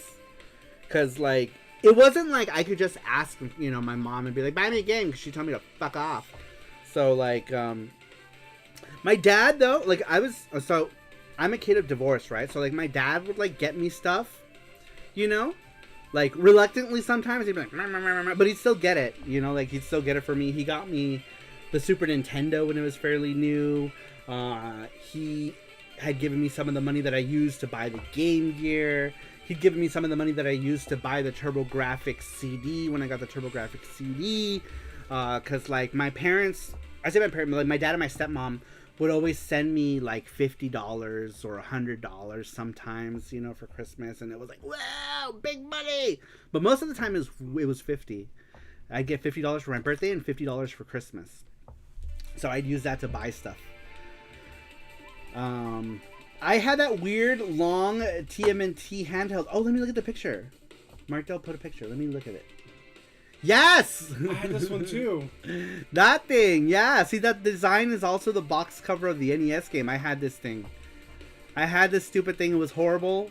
But, you know, it was Ninja Turtles and... I feel like everyone had that. I think a lot of people had this. But yes, I had this. We went somewhere and I think I made my dad buy it for me. I always thought those were boring. Like, they are. They're so boring. 10 minutes. Yeah, 10 minutes, and you're like, if even that. I feel like sometimes they're like 5 minutes worth of fun, and then you're like, well, fuck. Repetitive. But I had that one, and I had the Mega Man 2 Tiger LCD one, because I think it was the only Mega Man one. I don't know, but I had it. Sweet Like Sugar. Read what she said. Sweet Like Sugar said it was long and weird, but I like turtles, so I didn't care. What did I miss? It was long and weird. Oh, cool. The music is fixed in my head. I played the shit out of it in the car. It was Konami. I still have my SFC. Nice. Like what? Like SFC, like Super Famicom. Got a new one recently on SFC. Oh, nice. The game. Oh, Messenger Z. Mackenzie says Game Gear is really cool handheld. Future Rage on the system is really cool for the portable version compared to its Genesis version. Yes, I had Streets of Rage. I loved it. I had the first one. I had Streets of Rage 1 on the Game Gear. Absolutely loved it. Loved it because I didn't have a Genesis at this time. I got the Genesis last, actually. And I got it. I only got it because we got it at Swap Meet. I got my Genesis in like 1993 or 93 or 94, like hella late. I got it for hella cheap at it was like a drive-in theater, but it was also a Swap Meet. It's the same place I got my Master System too. I feel like all my Sega shit came from the same fucking Swap Meet. Japanese, of course, says Mo. All the Super Famicoms. Russ says, I had that weird long TMNT handheld. I think also had Bayou Billy one in the same shape from Tiger and Konami. Interesting. What was that one like, Russ? The Bayou Billy. They're probably like all the same kind of shit, right? Like they're all the same kind of games. Look at Mo. Look at all this Super Famicom goodness. None of it's rare, but it's all good. None of it's super rare. These are all fairly common games. I think the only game I don't have that's common is Hyper Area. Wherever the fuck that's at. It's probably in there. Hyper Area, I think, is my only rare Super Famicom game. There it is, up there, top left. Ah, this one. This game is my only rare game. And the only one that's in one of these plastics because of it. This is my only rare Super Famicoms. But this one was my newest Super Famicom acquisition right here. Newest Super Famicoms, which was a Cotton one. This is a reissue of Cotton. I got this one for 4,400 yen at a place that's scruffy looking RGB recommended. So big Big props to Scruffy looking RGB. He's like, yeah, you should go to this place. It's cool. Don't ask me where it is because I don't fucking remember now. But Scruffy's like, just take this train somewhere. And you'll find it. And we got off and we totally got lost. We got lost and then we found it. And how to use the restroom really bad. Oh yeah, Jesse had to use the restroom like desperately. I was like, oh no. And good thing we stopped because then I had to use the restroom, but I didn't realize it. You know, I was like, we went to a grocery store. We went to a grocery store, yeah, and I was waiting for you. And then while I was waiting for you, I was like, do I have to go to the bathroom? And I did. I had to go to the bathroom. But yeah. He says, I have it. I think my most expensive SFC game is Macross. Scrambled Egg Valkyrie. That's one I want. I think Randrick has that one complete also. I would love to get that one complete. I have a lot of rare N64 games, says Mark Dell. Yuki in the Intellivision, says Matthew Roach. Yuki on the Intellivision. Dude, if I would, you know, if there was a way to get shit on Intellivision, if I knew someone who programmed for it and they were like, hey, let's port Yuki to Intellivision, I would be like, fuck yeah, let's do it. Let's do it. I would do it. Would be kind of cool. Would be. I sent you a pic of the Bayou Billy. Oh, did you?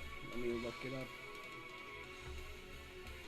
I don't see it. GoldenEye is my favorite rare game, says Mark Dell.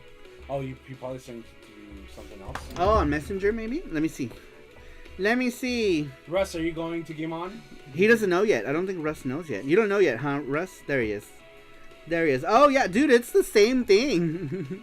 Look, it's the same exact thing. Same exact thing. Desert Lizard says, I'm finding it hard to find a neo-geo pocket color where I live. Wish I was in Las Vegas. I don't know that there are any neo-geo pockets here either. I haven't seen. Maybe Retro City Games, maybe? Probably Retro City Games. If anyone in town would have it, it might be Retro City Games. But I haven't seen them. In Japan, you find them everywhere. Everywhere, yeah. Japan had a bunch. Fuck, man! If I knew, I would have gotten some extra ones. Maybe next time I go to Japan. Maybe next time. A la próxima vez que vaya a Japón. Dude, you should ask Oscar. He's an expert in television coder. Seriously, says Russ.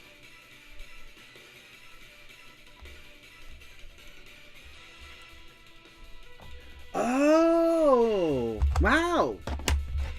So you know who he is? Yeah, it's crazy. Sorry, I was like, wait, what?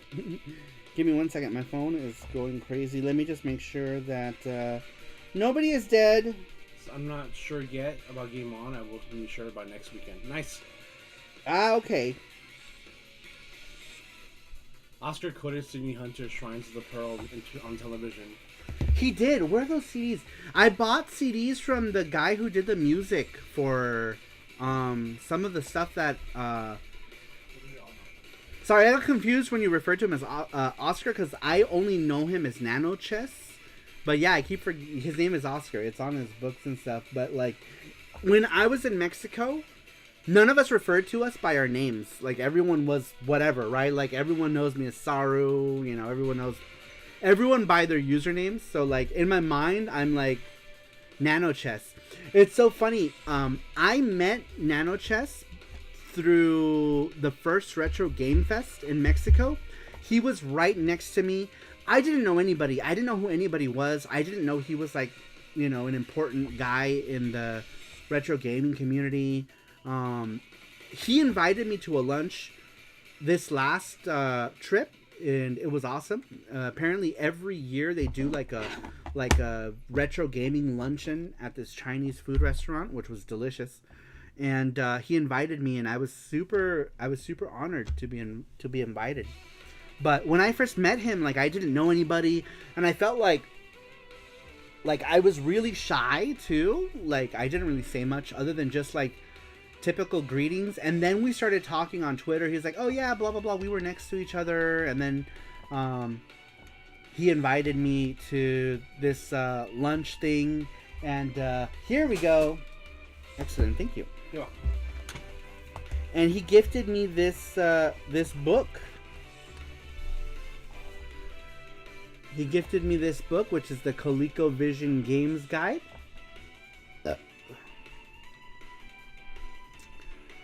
And then I got these soundtracks also from Sorry. I don't remember his name. He goes by Nyundere. His username is Nyundere, but what is his name? He did all these compositions for stuff, like in television ports of stuff, like in television Twinbee and Ghost and Goblins, whatever this is. I don't know what this is. Goonies, which is cool. They did all these like in television ports of stuff, and he was selling his CDs, which they're just CDRs, but I wanted to support. So he sold me all 5 of these for 1,000 pesos, I think. And then this was a gift. Oscar gifted me this one. This is the ColecoVision Games Guide. And NanoChess gifted this to me at the lunch that he invited me to. Super cool guy. Seriously, like that guy is super cool, super nice guy. And honestly, I wish I had known more about him at that. But I didn't know anybody at that first. It was our first like Mexico trip too. Like we didn't know like anything.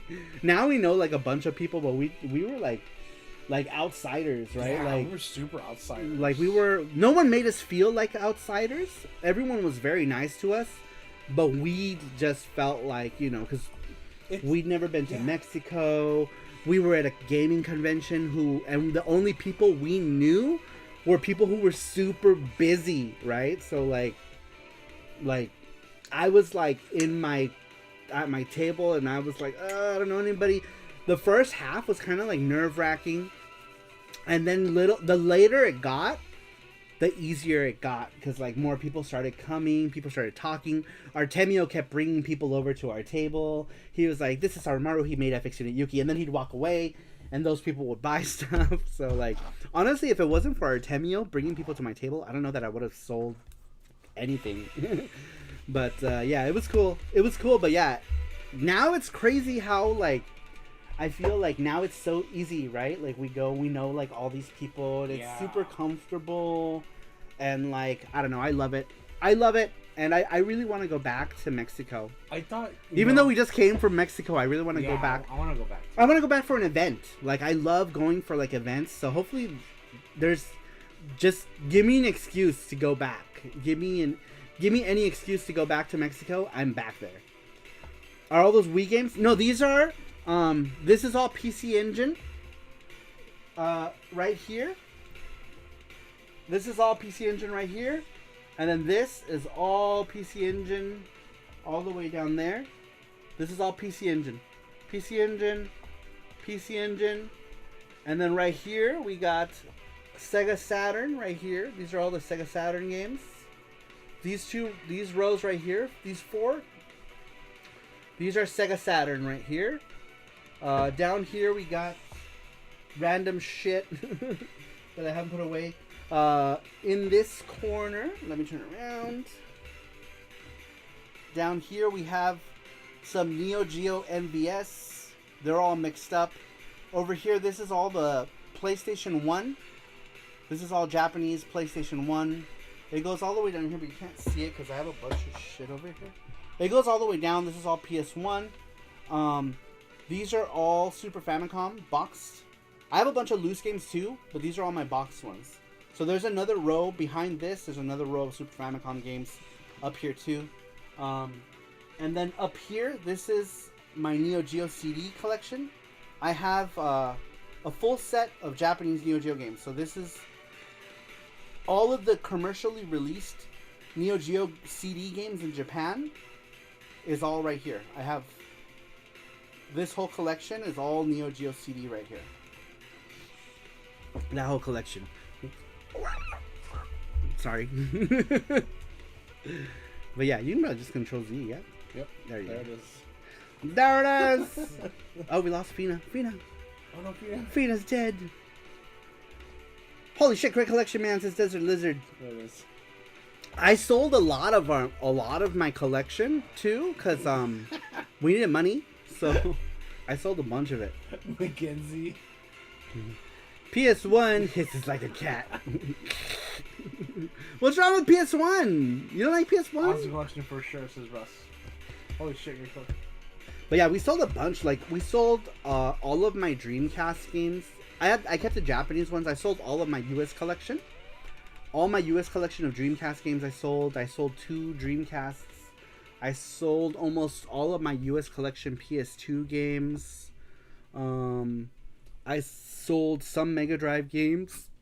I sold like a lot of the Wii stuff, Wii U stuff, GameCube. I sold all the GameCube stuff.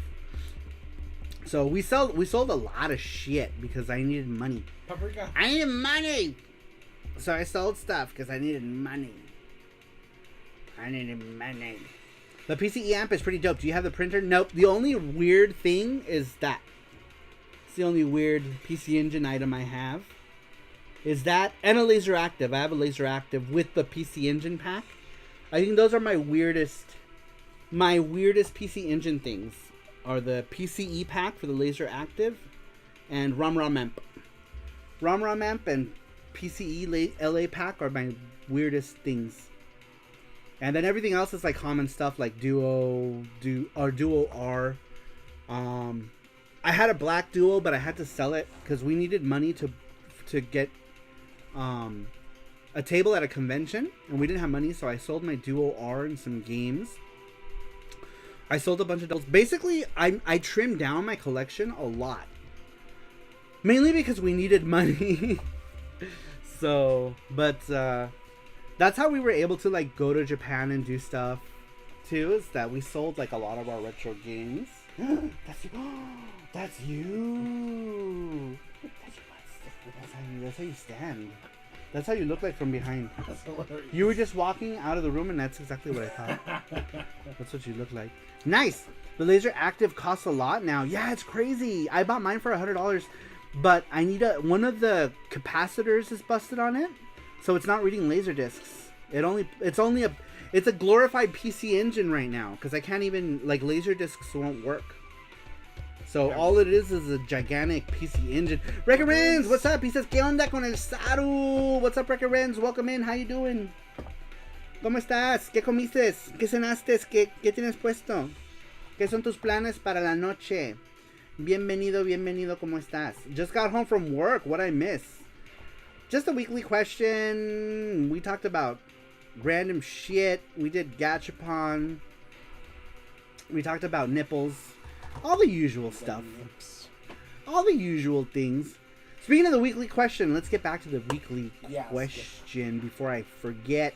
Desert Lizard says, I'm looking for a cannon spike. Don't you have one for a bro? I sold it! We had one! We had a cannon spike. Pero ya lo vendimos. Ya lo vendimos porque necesitaba el dinero. But yeah, we did have one. Pero ya lo vendimos.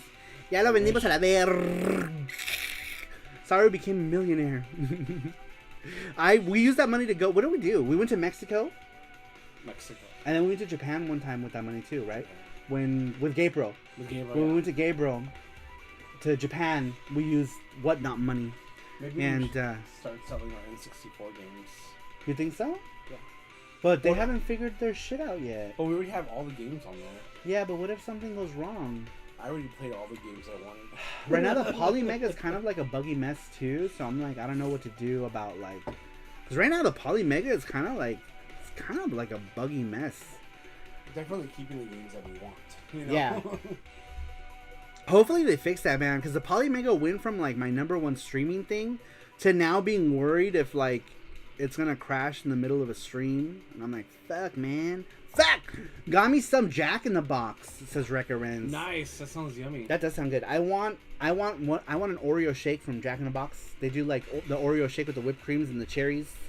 I always suggested the cherries. Cherries. I love cherries. You know what I miss from Jack in the Box is their fucking potato wedges. Why don't they have potato wedges anymore? I don't understand. They were like, I feel like they were a popular item, right? Yeah. Like, why? Why? Damn, maybe next time, fat, says Desert Lizard. Pues, maybe next time I go to Japan, I can look out for one. I don't know how much the Japanese one is. I don't have it. I only have the US one. Y lo vendí. Lo vendí a la verga. Porque necesitaba el dinero. I needed the money, so I sold it. I needed that cashish. The moolah. It's okay, you could always get it again. Which one? What was I talking about? The Cannon Spike game? Oh, I don't want it again. It's okay, I don't need it. I have a mode now. I have the mode for the Dreamcast, so I don't really care. I'm not too attached to a physical collection for Dreamcast, so I don't know. Maybe I might sell some of my Japanese games too. I have a lot of Japanese games, and I never play them. So why do I even have them? They're just kind of sitting there. No, the games you sold. Oh. Oh. There's some that I want back that I sold, but maybe in Japan I can find them. Because I especially like to collect Japanese versions of games. What were you gonna say? Oh. No, continue. That's it. I was just saying I collect Japanese versions. Virgins. Not virgins. Versions. I collect Japanese virgins. So, for next week's question, this is what I had in mind. Which retro video game ending left you crying, sad, or mouth open? We did one like that, remember? But a long time ago, no? Did we? I don't think we did. I think we did, and we were like, we had a disclaimer saying, you know, sorry about spoilers, but if you haven't played these games, you know, these are 30-year-old games. Remember, we had a disclaimer and everything, yeah. Oh. Do you guys remember? Didn't we do, Jesse was saying, which retro video game ending left you crying, sad, or mouth open when it happened? Didn't we recently had one that said which video game ending left you shocked or something like that. Remember? And I talked about how Hellfire was mine. Hellfire S. And I was like, Hellfire S was a bullshit ending. And you were talking about Secret of Mana. Secret of Mana was bittersweet. Oh, yeah. Yeah, we did one. It was super similar. Yeah, you're right. Super similar. So we did something else. But yeah, we did something super similar to that one. Let's see here. Russ says, yeah, Mackenzie says, I remember something like that. Okay. Pretty sure, yeah, that was recently. Russ says, Saru, did you ever do a show question about games you sold that you regret? I have too many to list myself. That's pretty much a question that just wrote itself, huh? Our subject. That's a good one. Yeah, we could do that. You want to do that? Should we do that? What does the chat say? What do you guys think? What do you think to go with that What do you guys think? Do you think Russ's question? I like it. I think it's a good one. We were just talking about it. So, you know, I think we all have, like, thoughts on that. Pretty sure everyone has that game, right? That they sold. They're like, fuck. You know? So, I'm pretty sure everyone has one. Yeah, it's good, says Mo. I like it. I like it. I like it. Should we do it? What do you guys think? Yes? How yes. would you word it? Like,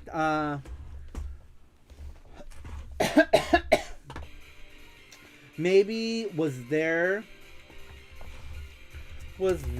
a video game that you sold and now regret selling? Regret selling, yeah. Regret doing so? Was there a video game that... What the fuck? What was this keyword? Video game? Oh my god. Video. Any video. Was there a video game that you sold? Oh, we can just say, is there a video game that you regret selling? Yeah. We're overthinking that you regret You is the selling? I know, we're like overcomplicated. So there we go. Why is my name just S? That's weird. Why is it... Discord is weird here. Oh, because it's blown up, huh? It's blown. It's super blown. I like that one, Russ. We're going to use it. That's a good one. That's a good one. All right. Oh man, that's going to be a painful talking about a game I regret selling. I think we all have that, right? We have that game that we regret selling. Ooh. All right. Don't talk about it now. Don't tell me. Save it for your for the answer. Sure. Let me delete that. Why? This is on general. Did you copy it? Yeah, I did. Okay. Yeah. Just send it over to. Yep. I'll even have to write in about that one. Says Russ. Please do. Just send it to. I just said it. To me? Send it to Sweets. Oh yeah. Or put it in the chat. It doesn't matter. We gotta have make the That's question. true. Sweets, are you here? Just put it back in general. We put it in general. Sweet like sugar. Are you here? Sweet like sugar. Yep.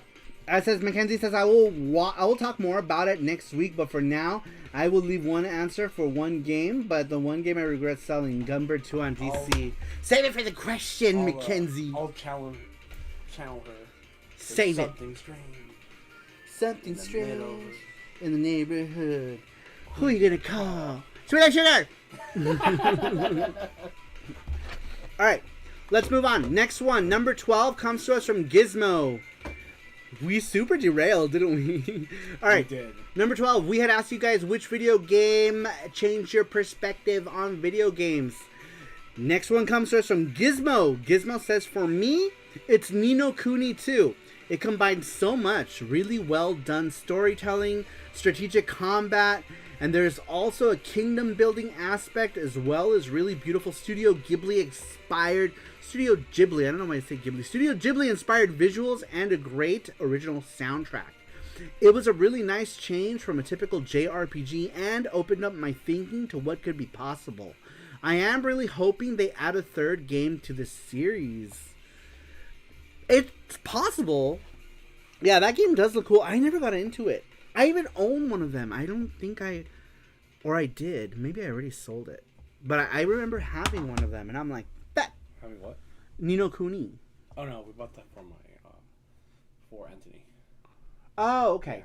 Okay, we bought it as a present. Never mind. I remember seeing it here somewhere. I was like, we have this game, don't we? But yeah, they need to put that on the Switch, and then maybe I'll play it. Or maybe why do I keep saying that? I can just get it on Steam. I have a Steam Deck and I have a computer that can play it. It's like, sorry, you're dumb. Stop thinking. Get out of the Switch space. I keep thinking about Switch. Ni no Kuni 2 is one game I need to get into sometime. I bought the game on Switch. It includes all of the DLC on the cartridge from the PS4 version. Ah, okay. Are they both on the Switch? Both 1 and 2? Both Ni no Kunis? Ni no Kunis? Okay. Alright, we have one more question, and we might... Two more. Okay, we might bring it to a close pretty soon. We're almost at the 2-hour mark, which is pretty typical for a SaruShow. We usually do two. Lately, our game streams have been so long, you guys. If you guys are on Twitch and are not following us on Twitch, follow us on Twitch. It's pretty much this kind of stuff. We chat, we play games. It's a good time. So if you're not following us on Switch, do me a favor. Follow on Switch. We're trying to get to 1,000. On Twitch. We still have like 150 people to go before we hit that 1,000. So please, if you can give us a follow, pretty please give us a follow. Give us a follow, please. We're almost there. We're so close. I wish I had started Twitch earlier, man. I feel like if I had started Twitch earlier, we would have been a lot bigger. But we were afraid of Twitch for the longest time because we didn't have like good equipment, you know. No gaming stream. We didn't have like we were like, but I really feel like if we had started Twitch a year earlier, we would probably be way bigger now, way bigger. So yes, please follow us on Twitch if you can. I would appreciate it. Our last stream was yesterday. We did a 6-hour stream. And then the stream before that was 7 hours. So we stream for a long time. We chat. We hang out. It's cool. Okay, Saru Crew. Everybody unfollow on Twitch. No! Shh! Mackenzie! Mackenzie, you're going to get spanked. Russ says, and help Saru out to buy his game FX Unit Yuki on Nintendo Switch eShop. Yes, please, buy FX Unit Yuki on the Nintendo Switch. Apparently the game is not doing so great, so please buy it. And they might consider porting it to other stuff. I don't have, like, a way to get it ported to, like, PSN and other stuff. So I have to rely on Pixel Heart to do it. But Pixel Heart has no interest in porting it to PSN because they have to pay money to do it. So they don't want to do it because FX Unit Yuki on the Nintendo Switch isn't really selling all that great. So they're like, maybe later. This is the answer I'm getting. But basically, it's basically they're saying that it would have to, that the Switch version would have to sell a lot more for them to even pursue them putting it on PSN. But if anyone else wants to put it on PSN, you could do so. But you also need to port it. We can't use Pixel Heart's ports. Someone else has to port it, and then we can put it on PSN. Because they don't have exclusivity to porting it. They only ported it to Nintendo Switch, but that's not saying someone else can't port it to PSN. Someone else can port it to PSN. I just need someone else to do it. But then we can do it. We can do it. Everyone, we all make a little bit of money. I already bought FX Unit Yuki on Nintendo Switch, says Matthew Kelly. Buy it again. I'm just kidding. Buy it for your mom. Buy it for your brothers and sisters. Maybe your dog wants to play it. Buy it for your dog. The game's like $7. I already did. Wow. Excuse me. But yeah. FX Unit Yuki needs to sell better apparently for Pixel Heart to consider porting it. Apparently FX Unit Yuki is not doing so good on the modern consoles. All right, buy it for your panda, says Matthew. Pandas for me. All right. Cheetos. With Cheetos. Next one comes to us from Sasquatch in Time. This is the last one. No, we have two more. We have one more. Okay. We have one more. Next one comes to us from Sasquatch in Time. Sasquatch in Time stories are always a treat for me to read. So let's go ahead and get into it. Sasquatch says, "It was a night like no other, but at that time I didn't know why. I was going to my mother's aunt's house. I had never met her, but my mom said they had a nice place. Very nice, she said. It was on a hill in a ritzy retirement area of Northern California. My mom said we were going to visit, and though I was not particularly excited to be driving out there, I had no choice. We left at dusk, and the drive seemed to take anywhere from 6 to 12 hours. Being 5 years old, I had a poor concept of time, so I could also be off by 8 to 14 hours.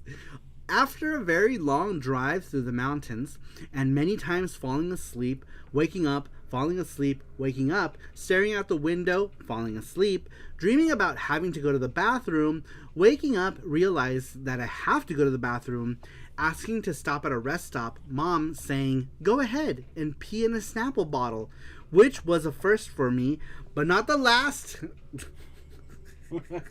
and then falling asleep again. After another unmeasurable amount of time, I heard my name. Davy, my mother said. We're here. I got out of the car and walked with my mom to the house. It was very dark outside. I could see the so many stars in the sky being from the city. This was different for me. I liked it. My mom greeted her aunt and her aunt's husband. Then they went into the living room to talk. Shortly after, her husband came and said, I heard you like video games. Have you tried the Nintendo? I was still in a bit of a daze from the drive, but he pointed to a nice oak wood armoire. Inside this den-like area, housed in this wooden concoction, was a 19-inch TV, which was huge at that time. Plus, I was just a dumb 5-year-old with little to no understanding of TV measurements. But my great-uncle told me it was a 19, because he said 19, like the age I knocked up your great aunt. I didn't understand what he meant at the time, but I do now. Oh man, I do now.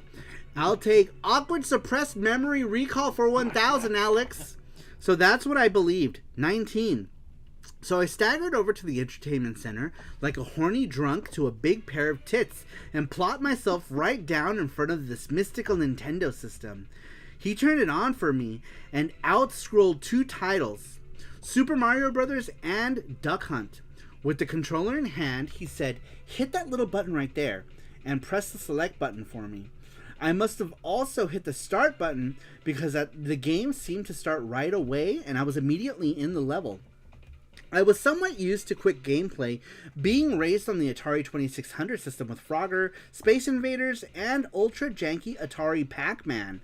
But when the screen splashed blues and reds and I was immediately in control of Mario, something changed. I was zapped into another world. That sound, oh man, the music, it was so full. It only lasted for about 3 seconds until the Goomba walked up to me and killed me. That first Goomba must have had more kills than any other enemy in all of gaming. He killed so many kids that year. But that was it. Super Mario Bros. Changed my view on video games forever. It opened up a living, breathing world that I am forever infatuated with. These things have mesmerized me from wee lad to grown-ass man. These video game titties. Wait, what? Video game titties. Sasquatch always brings these amazing stories that I just love reading. I love reading them. Is Sasquatch still here? Are you still here, Sasquatch? Matthew Kelly says, I already bought FX Student Yuki on Nintendo Switch. Let's see here. Mackenzie says, I have been telling all of my friends about FX Student Yuki on Switch. It's really hard to get all my friends outside of everyone here who doesn't know what a PC Engine or TurboGrafx 16 is. That is true. Matthew Kelly says, I don't have siblings, but my mom doesn't play video games. I might ask one of my cousins if they have a Nintendo Switch. That would be awesome. Yes, anyone, if you guys know anybody who wants to buy FX Student Yuki on the Nintendo Switch, let them know. Let them know. What's up, Jin-chan? Welcome in. She's here. Sasquatch is here. He says, I'm snoozing while listening. Sasquatch always has the best stories. Sasquatch always has the best stories, says Russ. Like, when you read Sasquatch story, I feel like I'm in there. You know? Yeah. I feel like... You have to put yourself in the mindset. Yeah, and it just... I feel like I'm, like, watching the... You have to put yourself in the mindset of a Sasquatch. And you have to put yourself in an 80s sitcom era type of scenario. You know what I mean? Like, you have to put yourself... I always read his stories, and I project the Wonder Years. You know? Like, from that era. Ah, thanks, Russ, and all, says Sasquatch. How you doing, Jin-chan? Welcome in. Desert Lizard said, I might buy it, but it has to be very epic final. Otherwise, well... It is. It depends. There are different... FX Student Yuki has different endings. So, like, easy has an ending, normal has an ending, and then hard is the same ending, but you unlock something in hard. And then insane is just if you feel like torturing yourself. If you're, like, sadistic and you just want to torture yourself. Torture yourself, set yourself on fire. If you want to play a game that's really, really, really, really, really, really, really, really hard, then play FX Student Yuki on insane mode. If you feel like slamming your balls with something heavy, then it's pretty much the same thing. Love the story, Sasquatch, says Mackenzie. I know, Sasquatch's stories are always a treat. They're always a treat. Jin-chan said just came back from some... What? Argentinian asado place. Yum! What did you have? What did you have? He had meats with chimichurri. Did you have chimichurri? I know, man. Korean barbecue sounds so good. We don't have Korean barbecue money, though. That's the thing. No. You know, Korean barbecue will easily cost us like $80. Yeah. So we have to wait. We haven't had Korean barbecue in so long. That's awesome shit. Because right now, we have to pay. Wait till we pay our mortgage, and then whatever we get afterwards. But, yeah, we haven't been to Korean barbecue in a long time. Of course, I had some chimichurri, says nice. Jin-chan. Did you put it all over your nipples? That's what I do. Every time I have chimichurri. I dip my meat in it, and then I rub it all over my chest. It's delicious, and I smell like garlic all day long. Was that all of them? Was that all of the things today? Break Rinse, the last one? Mm-hmm. Cool. All right, well, let's get through it. And that'll be it. That'll be the end. And then we'll do the giveaway. By the way, you guys, if you guys are new, we do these video game giveaways. When you guys answer the weekly question, we do a video game giveaway. If you are in the US or Canada, we send you the game. If you are outside of the US, then we give you a code to something, like an eShop code. We also have FX Unit Yuki codes. We have like 6 of those for the US, and we have like a couple for Australia. And then we have like 4 for Japan. We already gave some codes away. We had 10 US codes. We gave a bunch away. We had like 6 Japan codes. We've given away 2 codes. So we have 4 left. And then we have 2 Australia codes, which were the only 2 codes we got. Just in case we do like a giveaway and someone's in Australia, we have like a code for Australia. Rover's here, welcome! What's up, Rover? Rover, speaking of FX Unit Yuki.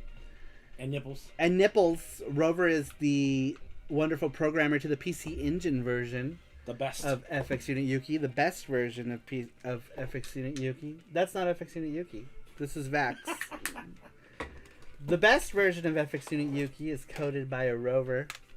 This version right here. It's the best one. But obviously if you don't have a PC Engine, there are other ways to get it. But if you do have a PC Engine and you don't have FX Unit Yuki, you are doing yourself a disservice. A disservice. But yes, welcome in, Rovers. How is Rovers? Rovers, how are you? Your stories are really good too, Mackenzie, says Sasquatch. Yeah, Mackenzie has good ones too. He has some good memories.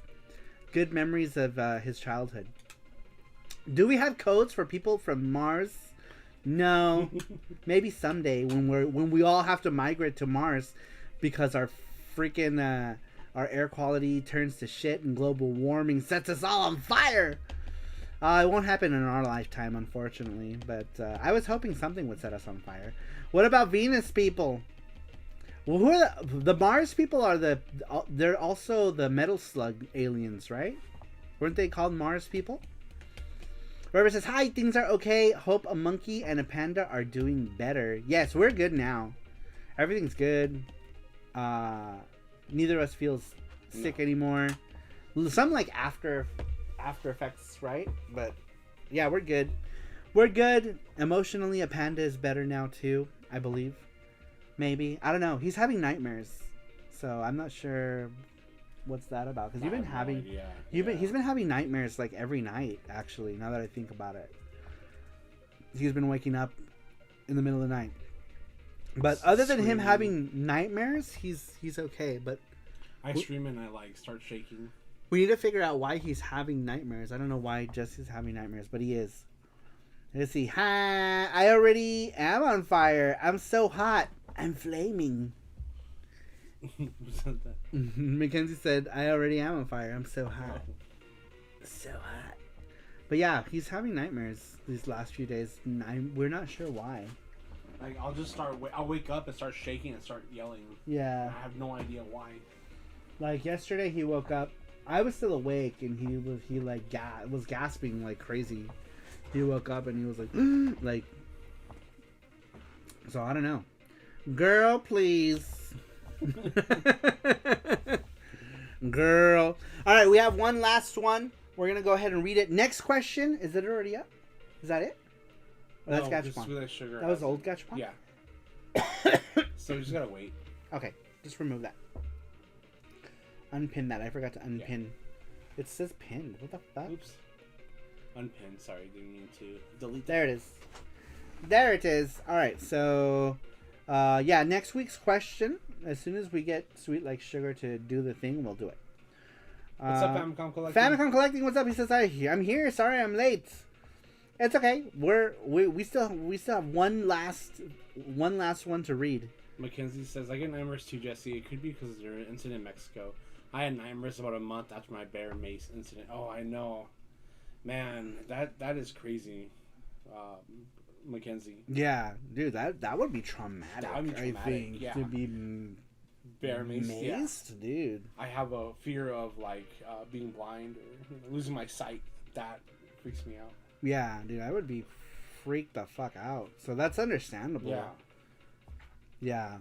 Do you still get them? Do you still get those nightmares, Mackenzie, every now and again? I would imagine probably, huh? I'm sorry, Mackenzie. I hope those go away sometime soon. Did my answer get submitted? It did really. It was fast. I'm not sure it went through. Was it just now? Famiclam. No, it didn't. Famiclam. There it is. Yeah. Where? Oh, right here. No, it's right here. Yeah. Oh, there it is. Got it. Oh no, did you read it? I did. Yes. Oh, you did read it. Okay. I did read it. Okay. My bad. Yeah, I got it. Yeah, it was about Red Dead Redemption, and we started talking about Red Dead Redemption for like half an hour after that. And I think Desert Lizard was saying that you can play it on everything, including a microwave. You can play Red Dead Redemption 2 on a toaster. But yes, it did go through. It did go through. We talked about it for a bit.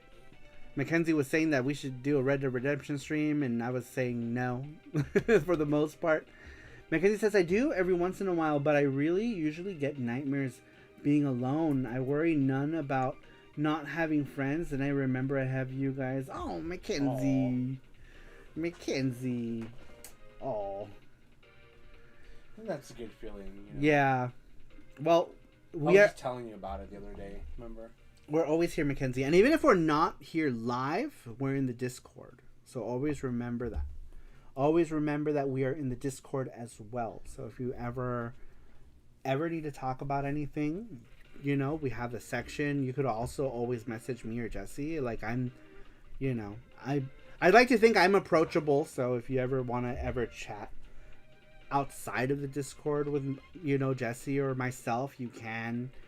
There's also the Saru crew section in the Discord. So never feel discouraged. Never feel discouraged, especially if you ever feel like that, right? Like you feel like you're cornered, or, you know, you're having those bad nightmares. You know that we're here. We're here to talk to. Alberto dice se compra. ¿Qué se compra? ¿Qué se compra? Estuvimos hablando de varias cosas. Las curumayas. Ya, el Alberto ya compró todas las curumayas. Alberto bought us like 12 pounds of these Mexican peanuts. Specifically this brand, because it's the only one that I really like. I've tried so many different Japanese peanuts in Mexico, and they're all, I don't like any of them. These are my favorite ones. I like, some of them are okay, but these are the best ones. He bought me so many. Charms de Rugrats y Saru and Jesse. Sí. Who said that? Alberto. Alberto? He was talking about these guys. Where are they? Again, says, I just had depression for a very long time because I was ashamed of myself. I'm way better now. But every once in a while, it shows up in my ugly head. Depression really sucks. I agree, Mackenzie. Yeah, the depression, like, I think we've all dealt with that. I was going through some bad depression. What was it, last year? 2 years ago. 2 years ago. When, dude, I was going through horrible bouts of depression. Over a bunch of stuff, right? Like the COVID thing, and then I had like a friend who died from COVID, and like our job wasn't like doing us any favors, you know, like. But yeah, I was going through some bad depression as well. Sorry, I was thinking about Alberto had mentioned charms. Here's Jesse as Link, and of course me in Adol's outfit because East. I feel like these ones really look like us too, right? Yeah.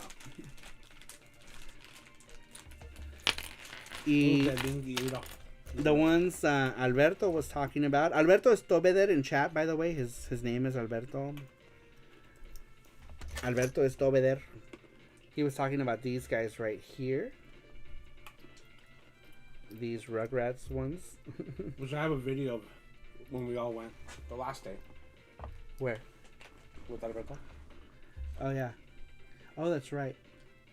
I wonder why I can't these don't. It doesn't focus with these ones. Every time I show them, they never want to focus.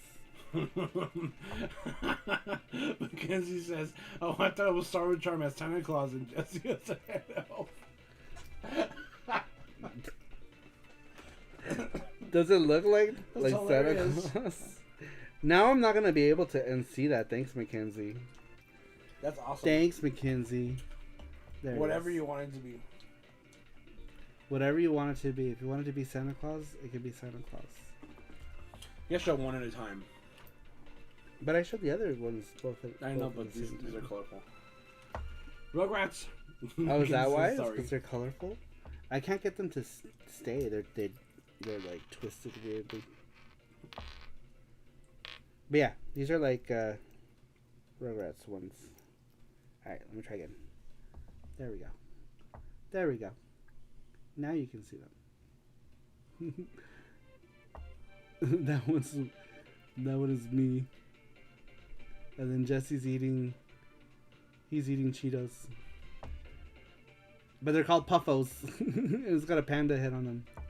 I said he looked more like the guy from LMFAO Los quiero. than Chucky. All right, let's get to the last questions because we need to go. We need to go. Te los doy. We need to go. Oops. Focus. Focus. I don't know what's happening.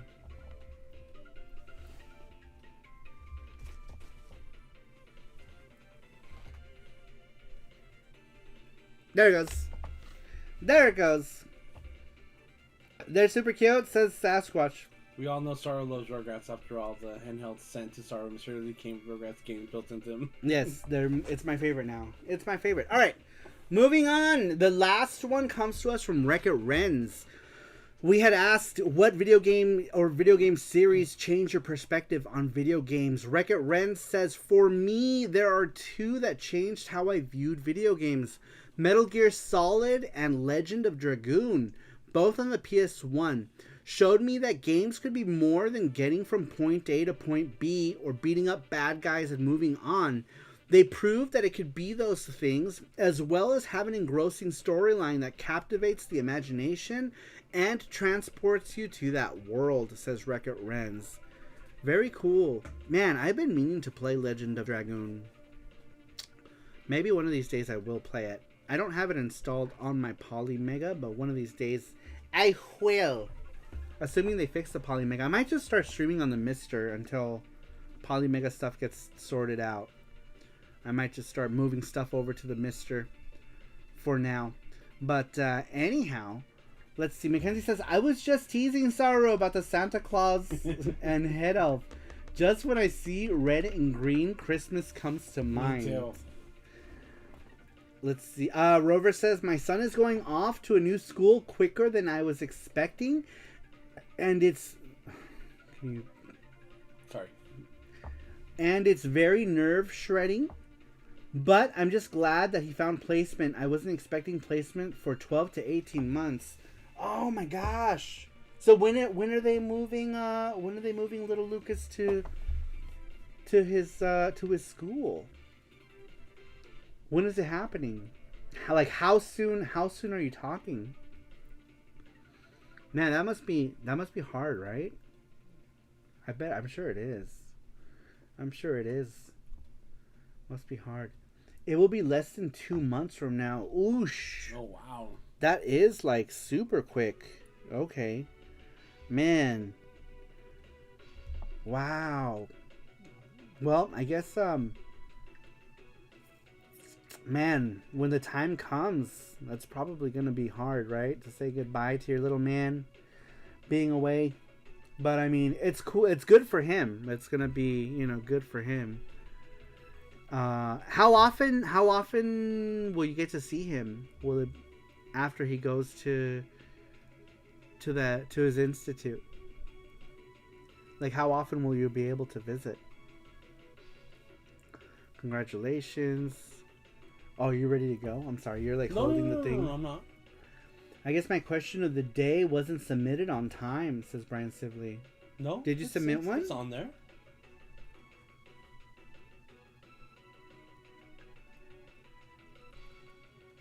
Give me 1 second. Let me double check. Right there.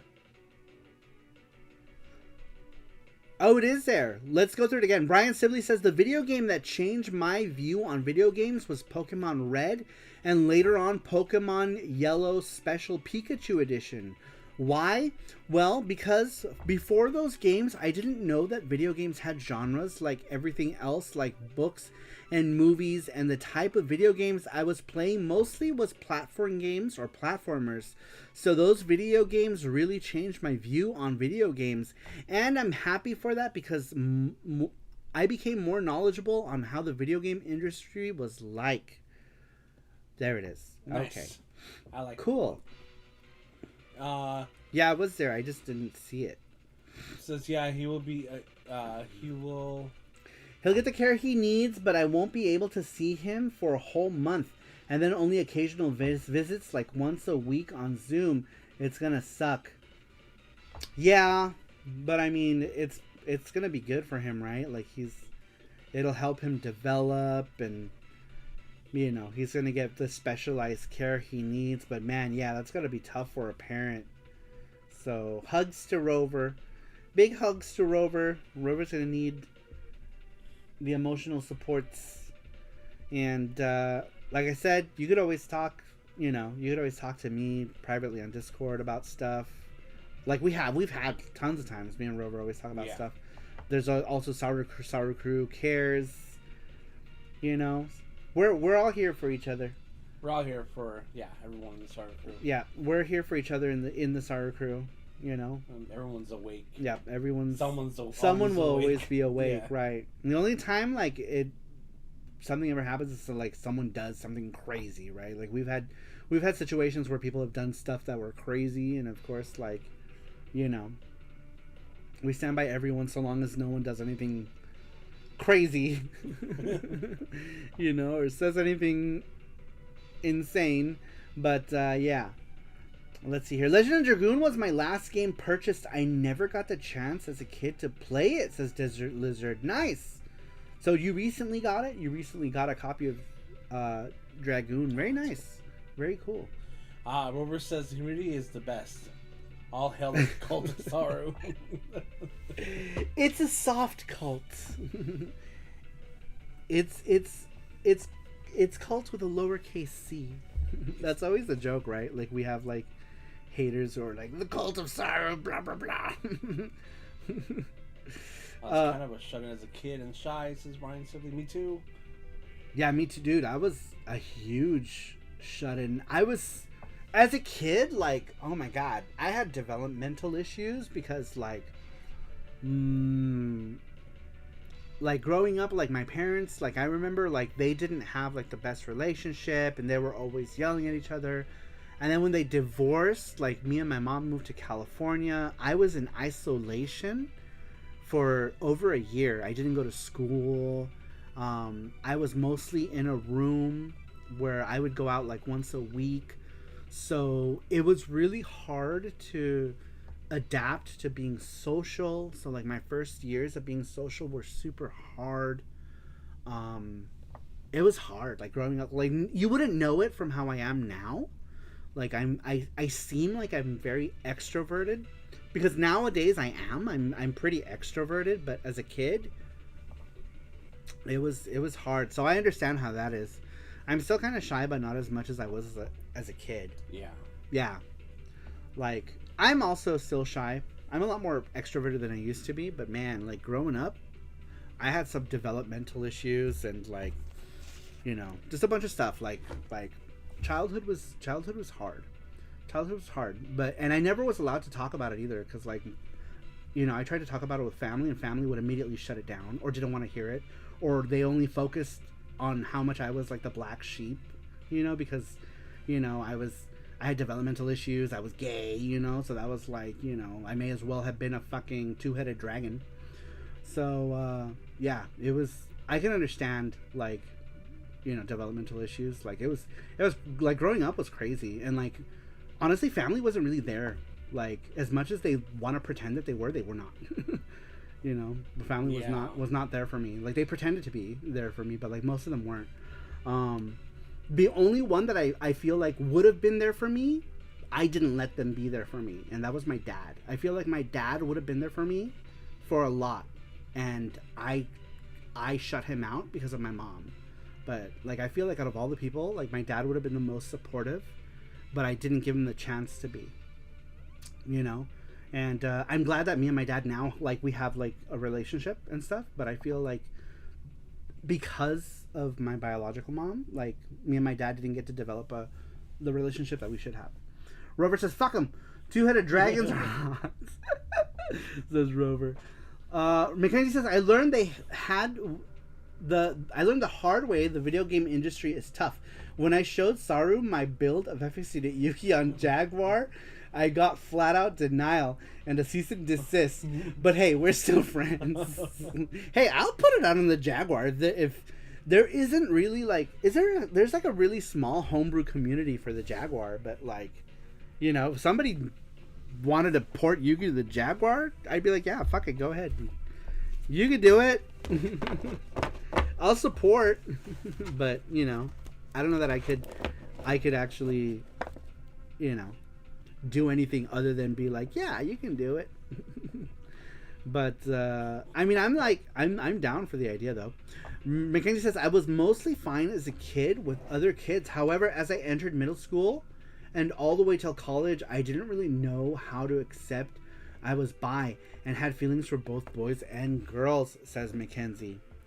I think people are getting better about it now, but I was just talking to Jesse, like I was going through my timeline, and it's crazy how many people that I know are homophobic.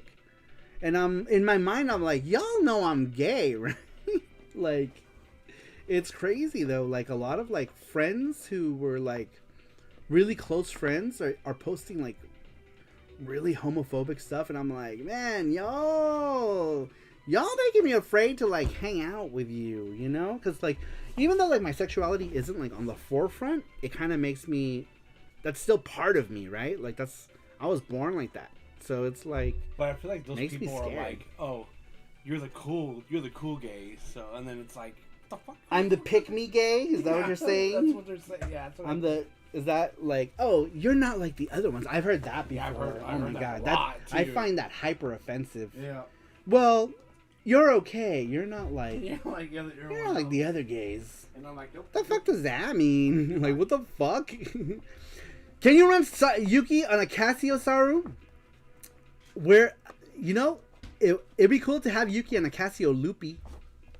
Loopy print stickers. Could you imagine how cute that'd be? We can print fucking Yuki stickers. We can print Yuki stickers and put them on my ass. Sorry, I'm trying to move this. I don't think we need this anymore. We can move this out. No. You can go. We'll put you up here. There we go. There we go. Sure, whatever. Whatever. That's good enough.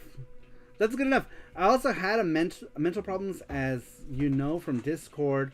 I'm in a much better place mentally after getting a taste of my own medicine, says Brian. Let's see. Mackenzie, how do your parents deal with that? Like when you told them, it's like, Mom, Dad, I think I like dudes too. And maybe dudes with boobs. I don't know. How do they deal with that? Like, were they like, it's a phase. It's cool. It's cool to be bi right now.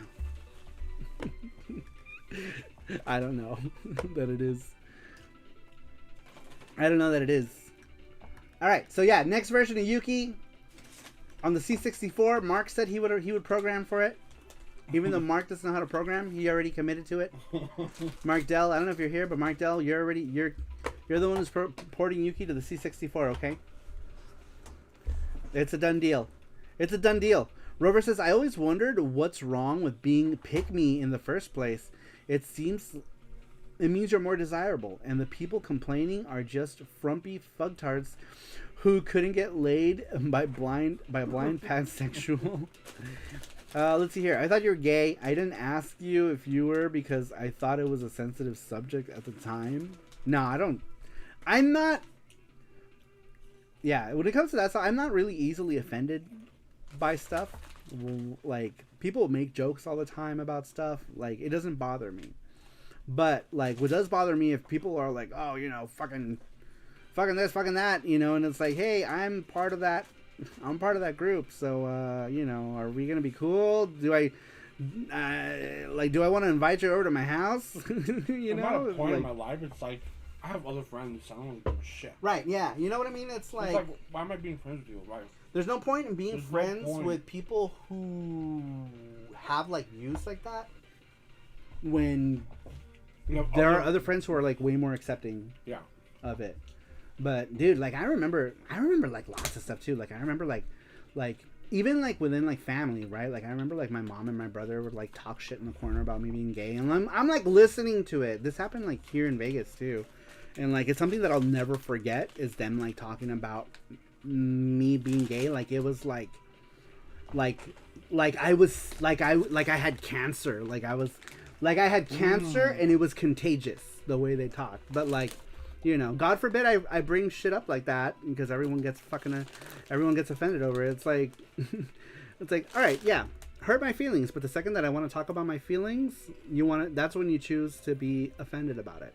You know, so it's like, you know, sometimes it's better to just cut those people out of your life too. You know what I mean? Like I feel like you can live a happier life just cutting the people who, you know, have those negative feelings about you. You know, that those feelings were there, and those feelings, you know, hurt you no matter what. So, you know, bye-bye. My parents, if it makes sense, they're not really against it. They just don't understand it. So, see, that's probably better than them being negative about it, right? They're kind of like, we don't get it, but, you know, as long as you're safe, as long as you're fine, you do you. Right, they're happy. As long as you're doing what you want to do, then that's fine. But like, man, like seriously, like I could go on for days, but I don't want to turn this stream into something like that.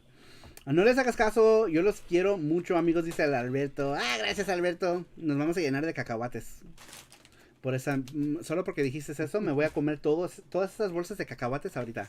Me las voy a chingar todas. Vas a ver, te voy a tomar una foto. Me voy a chingar todos los cacahuates en una noche. I just saw people on buy because they don't understand what being pansexual is, and I think it's you fucking. The handle on this pan is looking mighty good. Let's hear. Personally speaking, I don't go out of my way to say I'm bi, not out of shame, but just to talk about life and stuff, hobbies or other interests. Yeah. And yeah, exactly. Exactly. Yeah. That's how we are. Like, it's not, you know, it's not part of, like, how do I say it? Like, it's not in the forefront, you know, like, of stuff, but it is there, and it is still part of who we are. So, like, you know, for people to be like, oh, I fucking hate, you know, this group of people, you know, and they're like my friends, it's like, are we friends? Are we cool? Like, I don't think you can hate this group of people and still be my friend, you know what I mean? But like, even though my sexuality is not, it's never on the forefront of who I am, it still makes me feel weird to know that I know people who are, yeah, bigoted against, you know, yeah, who are bigoted people. And it's like I don't know that we could be friends, you know, right? Like, that's like when people like say like racist stuff, right? Like, it's like, I don't know that we could be friends with you being like that. I know a lot of different kinds of people. So like, when people say stuff that's like something extra derogatory, then it's like, it kind of hurts, you know. It's like, Comen el cereal de los churros. Oh, sí. Todavía no los comimos, todavía está la caja cerrada todavía. ¿A qué sabe? A puro diabetes, me imagino. Diabetes instantáneo. He got us these, look at this cereal. Churro cereal. This is going to be instant diabetes. Diabetes at first bite. I was wondering if I could smell it through the box, but it's sealed. It's sealed tight. Grandma. It's Grandma's Nestle. The brand is Nestle Grandma. Nestle Grandma. Grandma's like, eat some of my churros. They're good. Don't listen to those doctors. They don't know anything. You just have to drink some tea and you'll be fine. You can eat all the sugar you want. Where am I? What time is it? What Who am I? Where am I? Remójalos bien. Sí. Entonces le ponemos un chorro de leche. Alguien clip. Un chingo de leche. Clip. Famicom Collecting says instant chorro. Churros. Instant chorro. Yeah, I imagine it's gonna be super sugar. Alright, time for the game giveaway. Everybody shut up. We're gonna do the game giveaway right now. Shut up. Everybody shut up. It's time for the game giveaway. This is a part of the show where we give away one retro game or prize or sometimes digital shit. It just depends. It depends on where you are, but this is the time. The time has come for the giveaway. How do you get into this giveaway? You answer the freaking weekly question that's up in the corner. We have it up on the left-hand corner. Answer the question. Well, you can't answer it anymore, but next week's question, we'll put it up on social media. We'll put it on the Discord. Since We Like Sugar isn't here, I'll probably put it on my Twitter. So if you're not following me on Twitter, SaruMaruVG. SaruMaruVG everywhere. SaruMaruVG on Twitch, on Twitter, on Blue Sky, on Threads, on whatever. All of the social medias. It's SaruMaruVG in grandma time.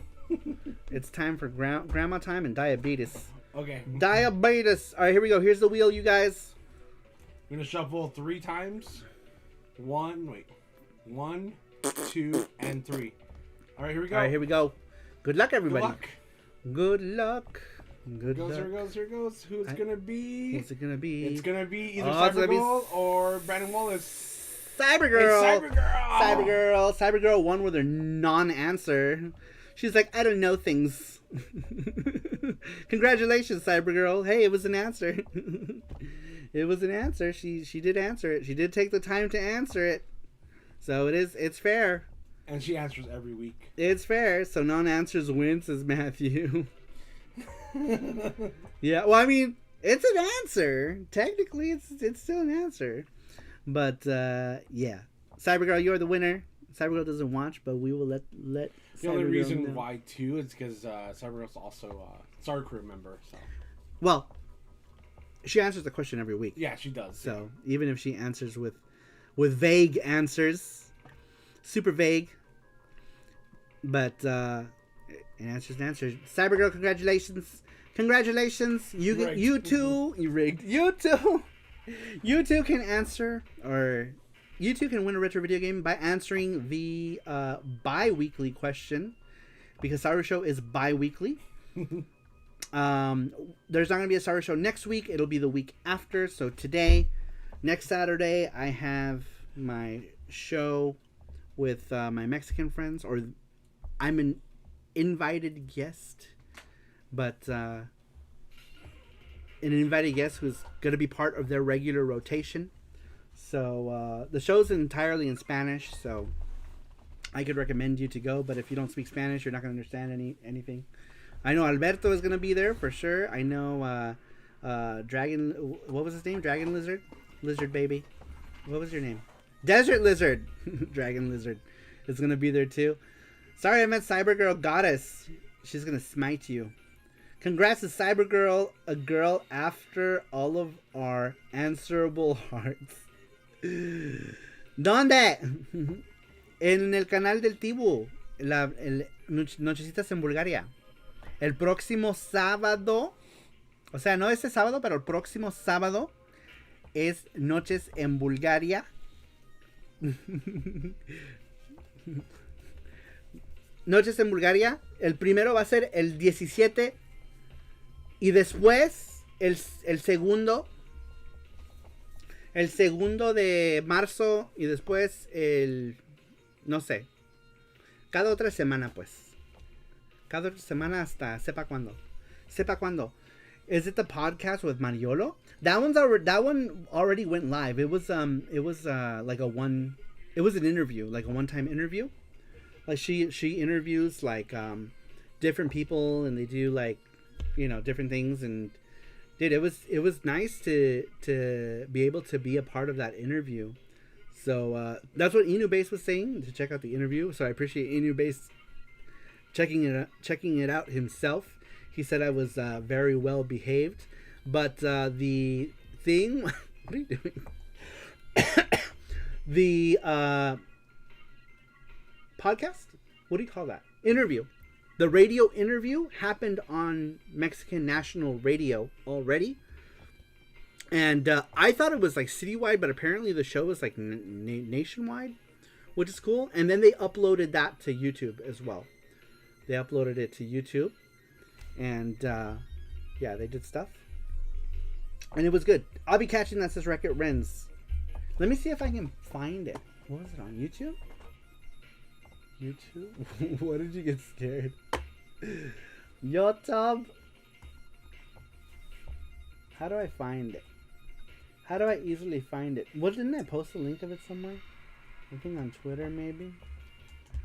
I think on Twitter. Where's Twitter? You have Twitter? You have Twitter? Twitter on here? But yeah, it happened. They interviewed me last Friday. And it was kind of like a last minute thing too. It was kind of crazy. I was like, whoa, man. That's rad. There it is. There it is. Let me post the interview for anyone who speaks Spanish. For all 3 of you in here that speak Spanish. Maybe 4 of you that speak Spanish. This is the radio interview. It's entirely in Spanish, no subtitles. So if you speak Spanish and you haven't checked it out, check it out. Check it out. Check it. We talk about stuff. We talk about future projects. And stuff. All the stuff. Rover says, I speak it as Spanglishes. This is Rover. But yeah, it was cool. It was cool. It was originally going to be about like me and being an artist. And I totally was like, can we talk about my game instead? I think it's more interesting. But originally the interview was like, oh yeah, because she was like, oh yeah, you're the artist.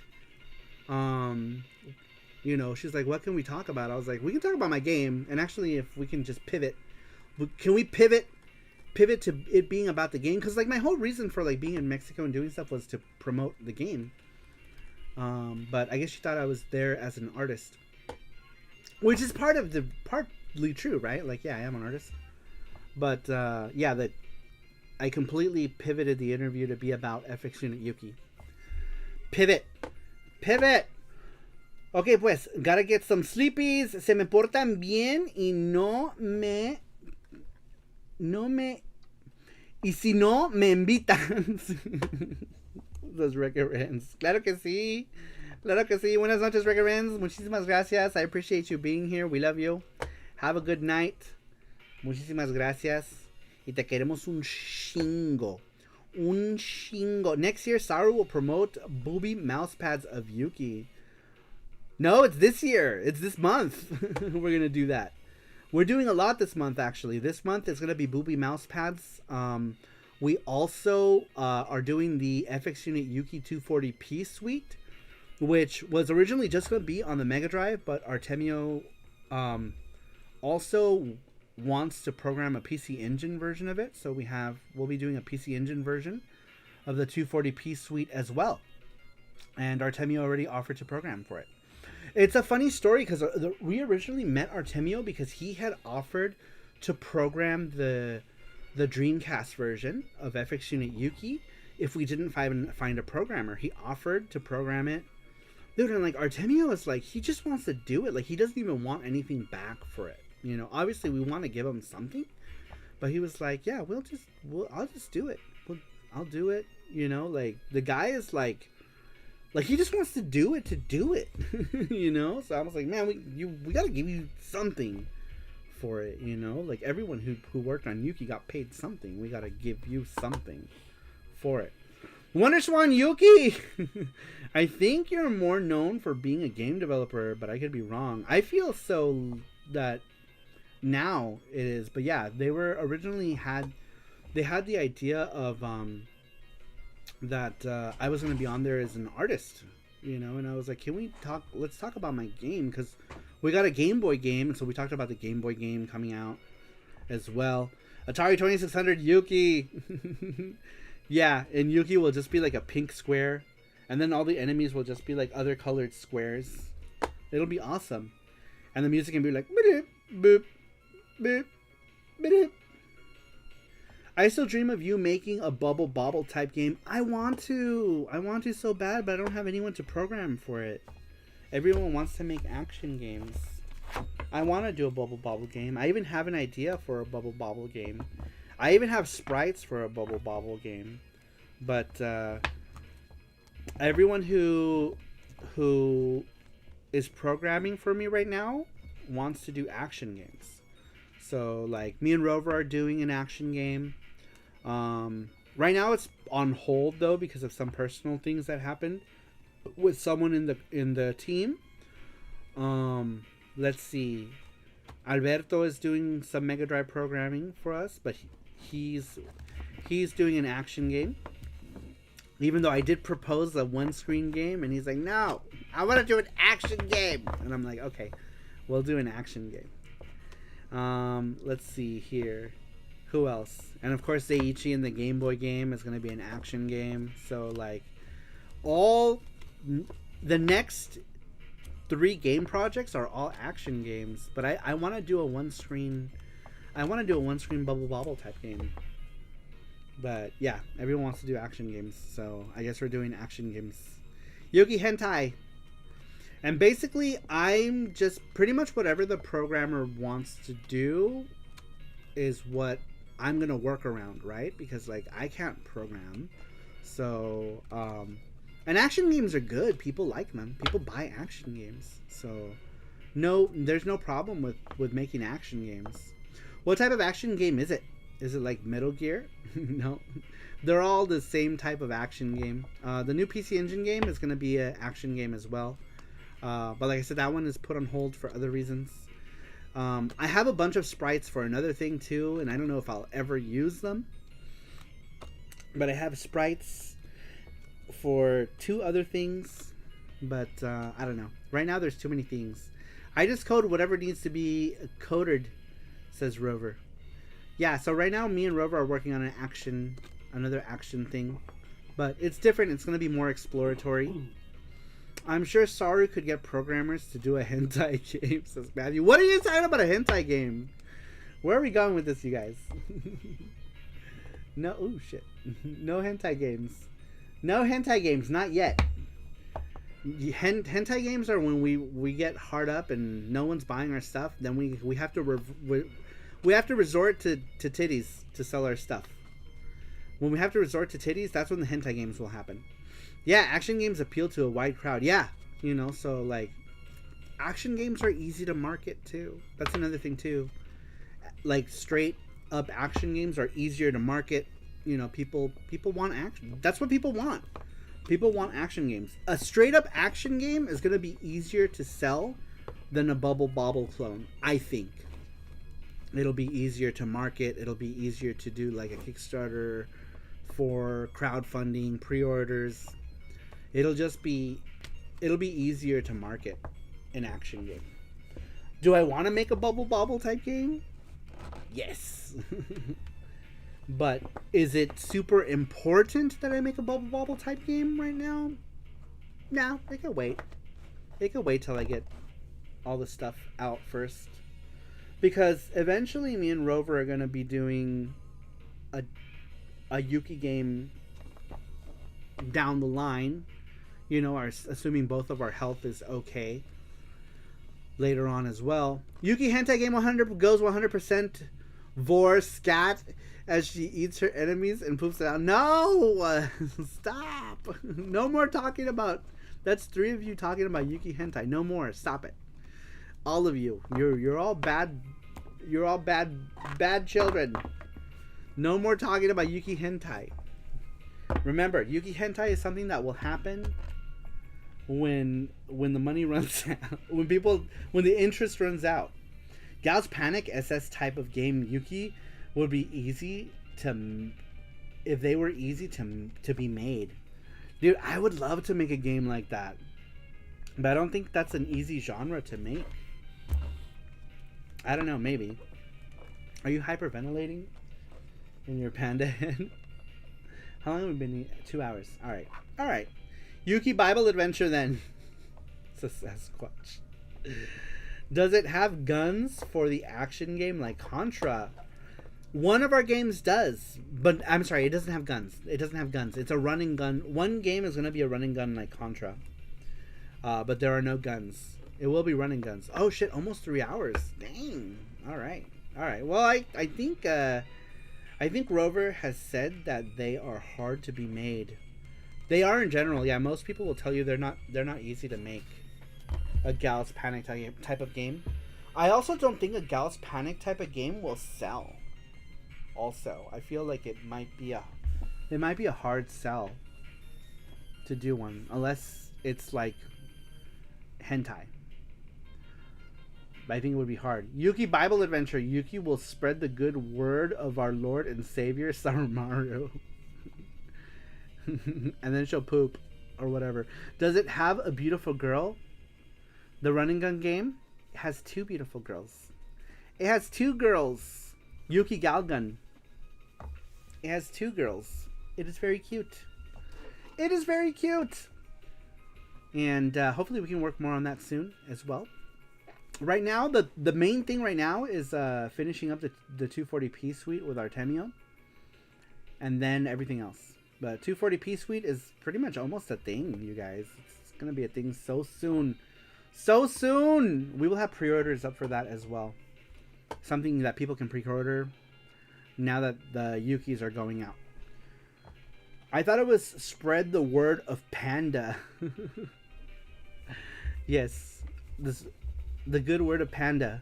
Adopt a panda, he will eat all of your things, including your furniture. Are the girls like Rambo looking girls? No, they're not. I can show you what the girls look like. Perhaps. Are you running out of breath? Yeah. Let me show you what the girlies look like.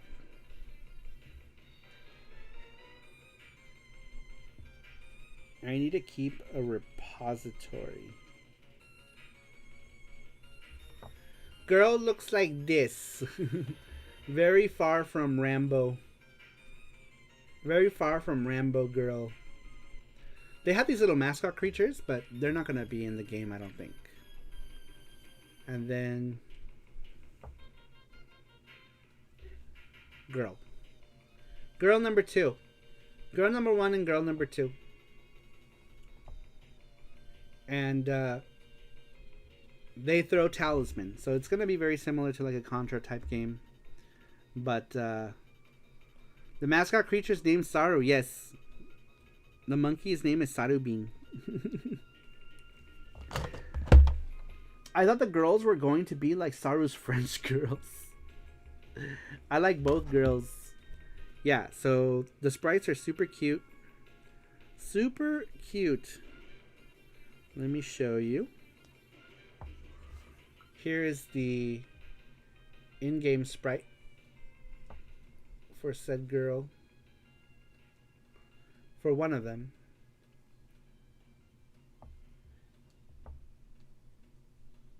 Many frames. Many frames. That's death animation. She's like, ugh. Running animation. Jumping animation. Panty shot. Fire animation.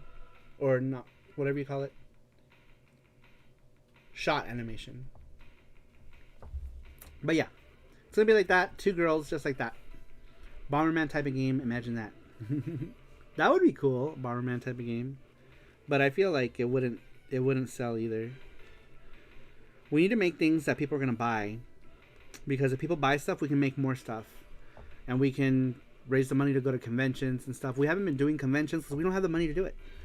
When we did the Yuki Kickstarter, we had the money. We even flew Rover out to Vegas. We flew Rover out to Game On. Do you remember that, Rover? We flew Rover places because we had the money to. We had money to advertise. We had money to fly. So a lot of the Kickstarter money went towards advertising. I did online campaigns, and I feel like that's a big mistake that a lot of people who make games don't do. They don't pay for advertising. They don't pay for marketing. They don't pay for marketing materials. Like, you gotta do all that stuff. You gotta do that stuff. And I feel like that's why Yuki, for even though Yuki is an indie game, a lot of money went towards marketing and marketing materials. It's good to do that. Kind of looks like that girl from Pocky and Rocky. That's kind of the idea. So so the girl from Pocky and Rocky is a priestess, right? In Japan, they're called Miko. And Miko are just like, they're these Japanese priestesses, and they wear that type of attire. Obviously, these are kind of more sexy versions, right? She's wearing like, normally Mikos don't have like booty shorts. They have like long red pants, right? But in my style, I wanted them to have short shorts. Both girls have short shorts. Hers are not so short because she's like the younger character of the two. So like, I'm not trying to super sexualize this character as much. But the other character is fair game. She's the bigger. She's the like the senior sister of like this like convent of girls. And the idea is there are other girls, 6 other girls, and they were kidnapped by evil demons. Evil demons, so it'll be very like Japanese folklore. But yeah, that's the idea. That's the idea.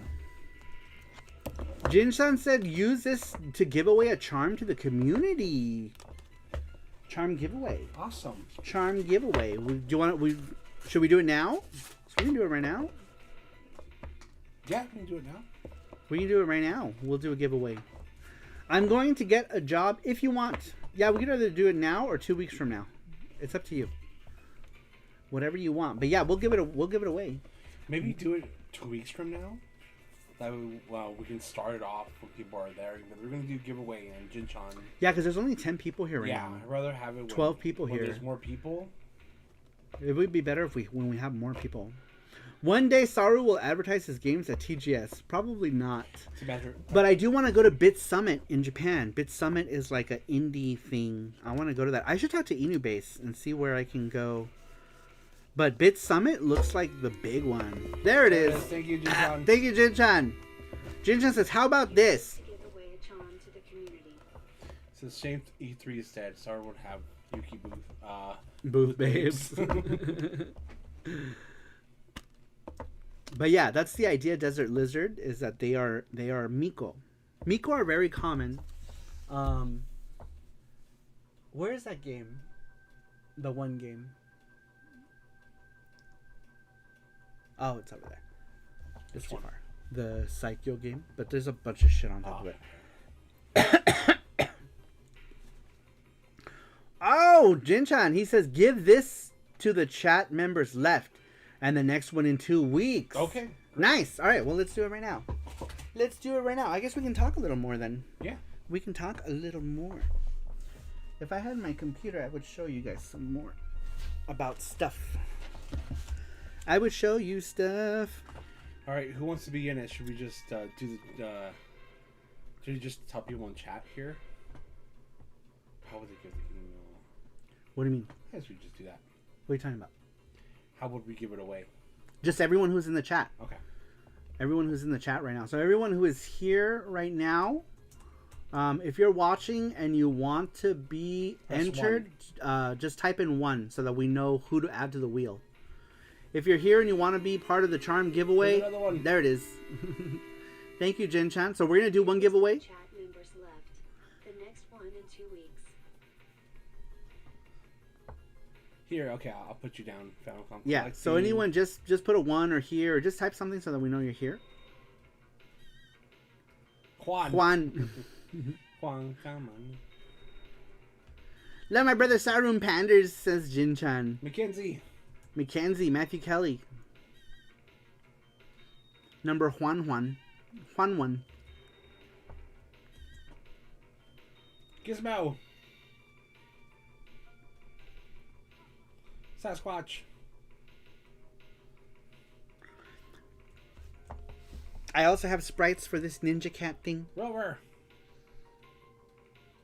So, if there are any other programmers out there that want to do stuff, I have Ninja Cats. I have Ninja Cats. Alberto. Desert lizards. Ninja Cats. It's so funny though, because I feel like now, like all the help is coming out of the woodworks, right? Since we already did Yuki, like composers, artists, programmers. Are they Ninja Pizza Cats? No, they don't eat pizza. They eat sushi. Desert lizards. They eat sushis because they're ninjas and they're cats and they like fish. I like the Ninja Cats. I know. I just need someone to program my Ninja Cat idea. Shoot, Ninja Cat idea could be Bubble Bobble type game. Why you Gizmo? It could be Bubble Bobble type game. Ninja Sushi Cats. They like sushi. They're cats. They like fish. They like fish. We'll give maybe 5 minutes to let other people come in too. They like fish. But look how cute that is. Look how cute. Is there anyone out there that wants to program a game about 2 ninja kitties? There are 2 ninja kitties. One is a girl ninja kitty. Ninja ramen cats. Ninja ramen cats.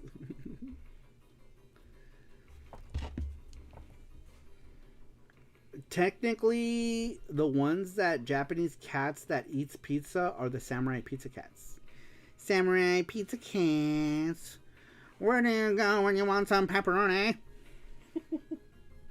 Samurai pizza cats. I drew a picture for the print club for samurai pizza cats. It was super cute. I don't know where the video is. Do we have it on the computer? It'd be cool to here? like, yeah. I don't think we do. But if you... It's on Drive. It's on Drive? Okay, so... Yeah. It's on Drive. I want to show it. I want to show it. Are they in a Ninja Cat relationship? No.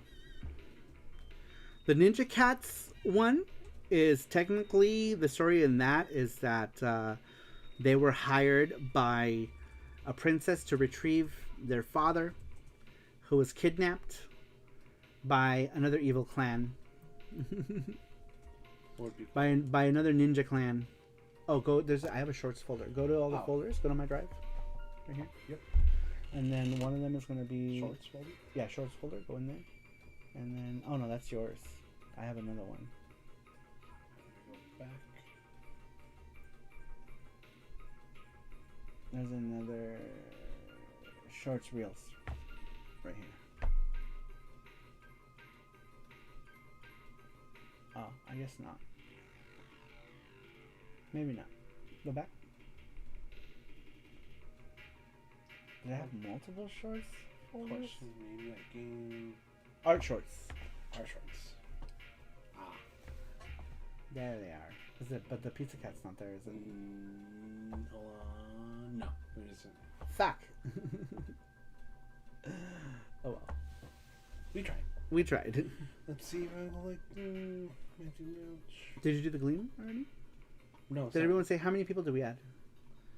1, 2, 3, 4, 5, 6, 7, 8 people. 8 people. All right. Anybody else want a last minute in here for this charm one. giveaway? From Jinchan. Hey, Lavas. It's Shell. What's up, Shell? What's up, Shell? I'm a hot, sexy plaything with a passion for sweet. Okay. So we got 8 people. What's up, Shell? How you doing? Shell. Hola, Pao. ¿Cómo estás? Pao, ¿cómo estás? Saludos. Saludos. Dile hola a Lala. Hola, Lala. Hola, Lala. Buenos días, dice. Buenos. Okay. So, should I do it now? Buenos. Ah, here it is. Let me see. Hold on.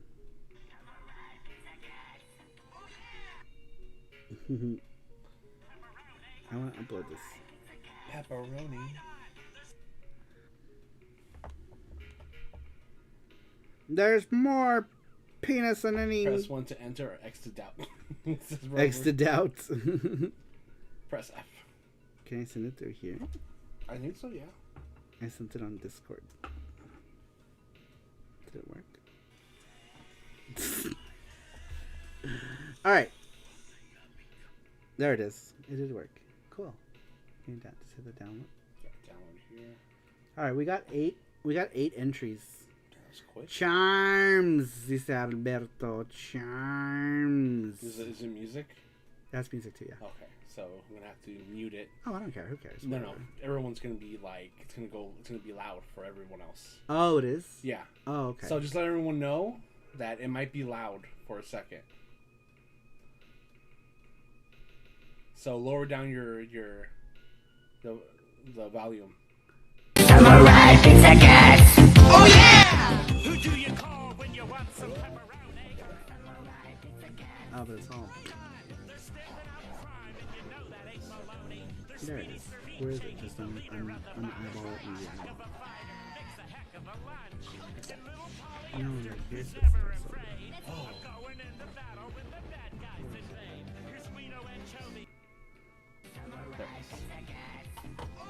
I was expecting it. I still got a heart attack. Sorry. But yeah. This was for Print Club. I drew this. This was the primary print for it. And then we did stickers. We did a bunch of shit. For Pizza Cats. So cute. We did a vinyl sticker of it. And everything. This is one of the rewards for being part of the Patreon. Was this print, a sticker. Every time we send out Print Club, it's always themed. It's themed about something. And that's the $5 tier on Patreon. So if anyone wants to join Patreon and wants to get some cool art drawn by me, as well as a letter, some stickers, 3 different prints, you can go to patreon.com/SaruMarvel and get cool prints. That's it. That was it? That was it. I loved drawing that one because it's right up my alley. Yeah. That's like, that kind of shit is like, I live for art like that. I live for it. That's why I want to do the Ninja Cats thing. I want to do the Ninja Cats. I don't know. Maybe me and Rover can do Ninja Cats while we wait for other stuff to happen. Right now we're waiting for some assets, but it's kind of put on hold because of some stuff. Thank you, Matthew Roach. So as soon as that person resolves their stuff, we'll continue with the project me and Rover are working on. But all right, let's do the giveaway. I think that's everyone we're gonna get. We got 8 people. So let's do the charm giveaway. Brought to you by Jin-chan, who is TKN Jin in the chat.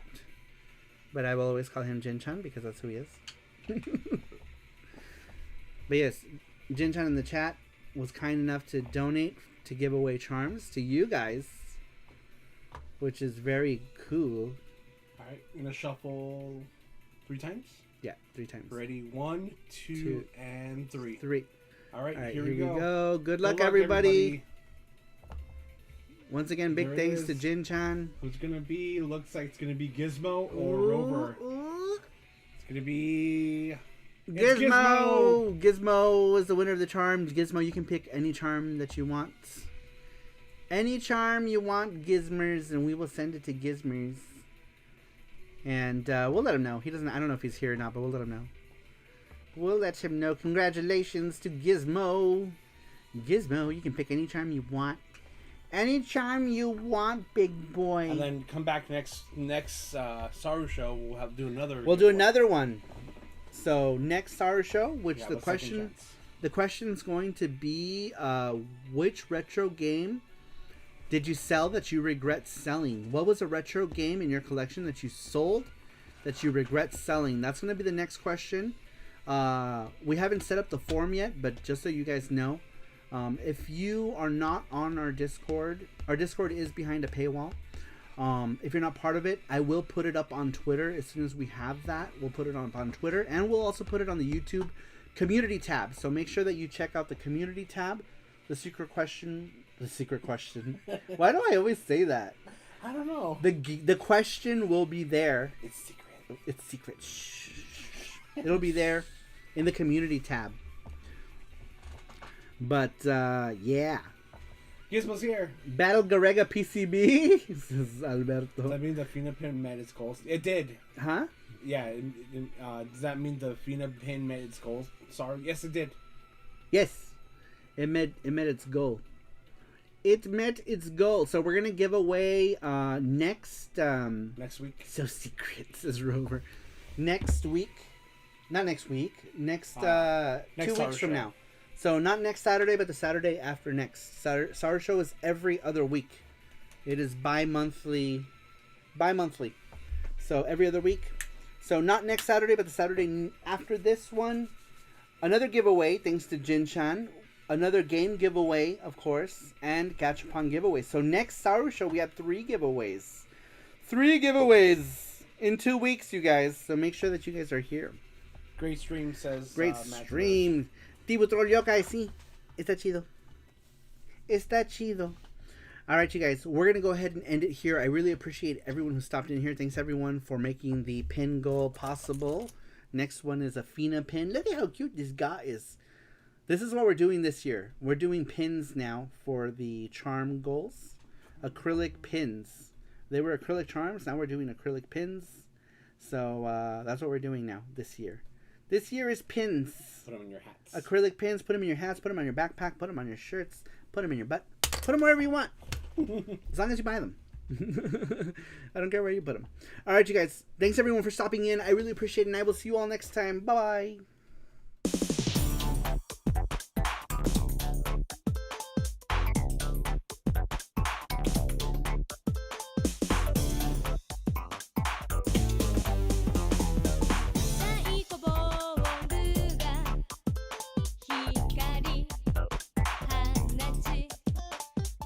あてなの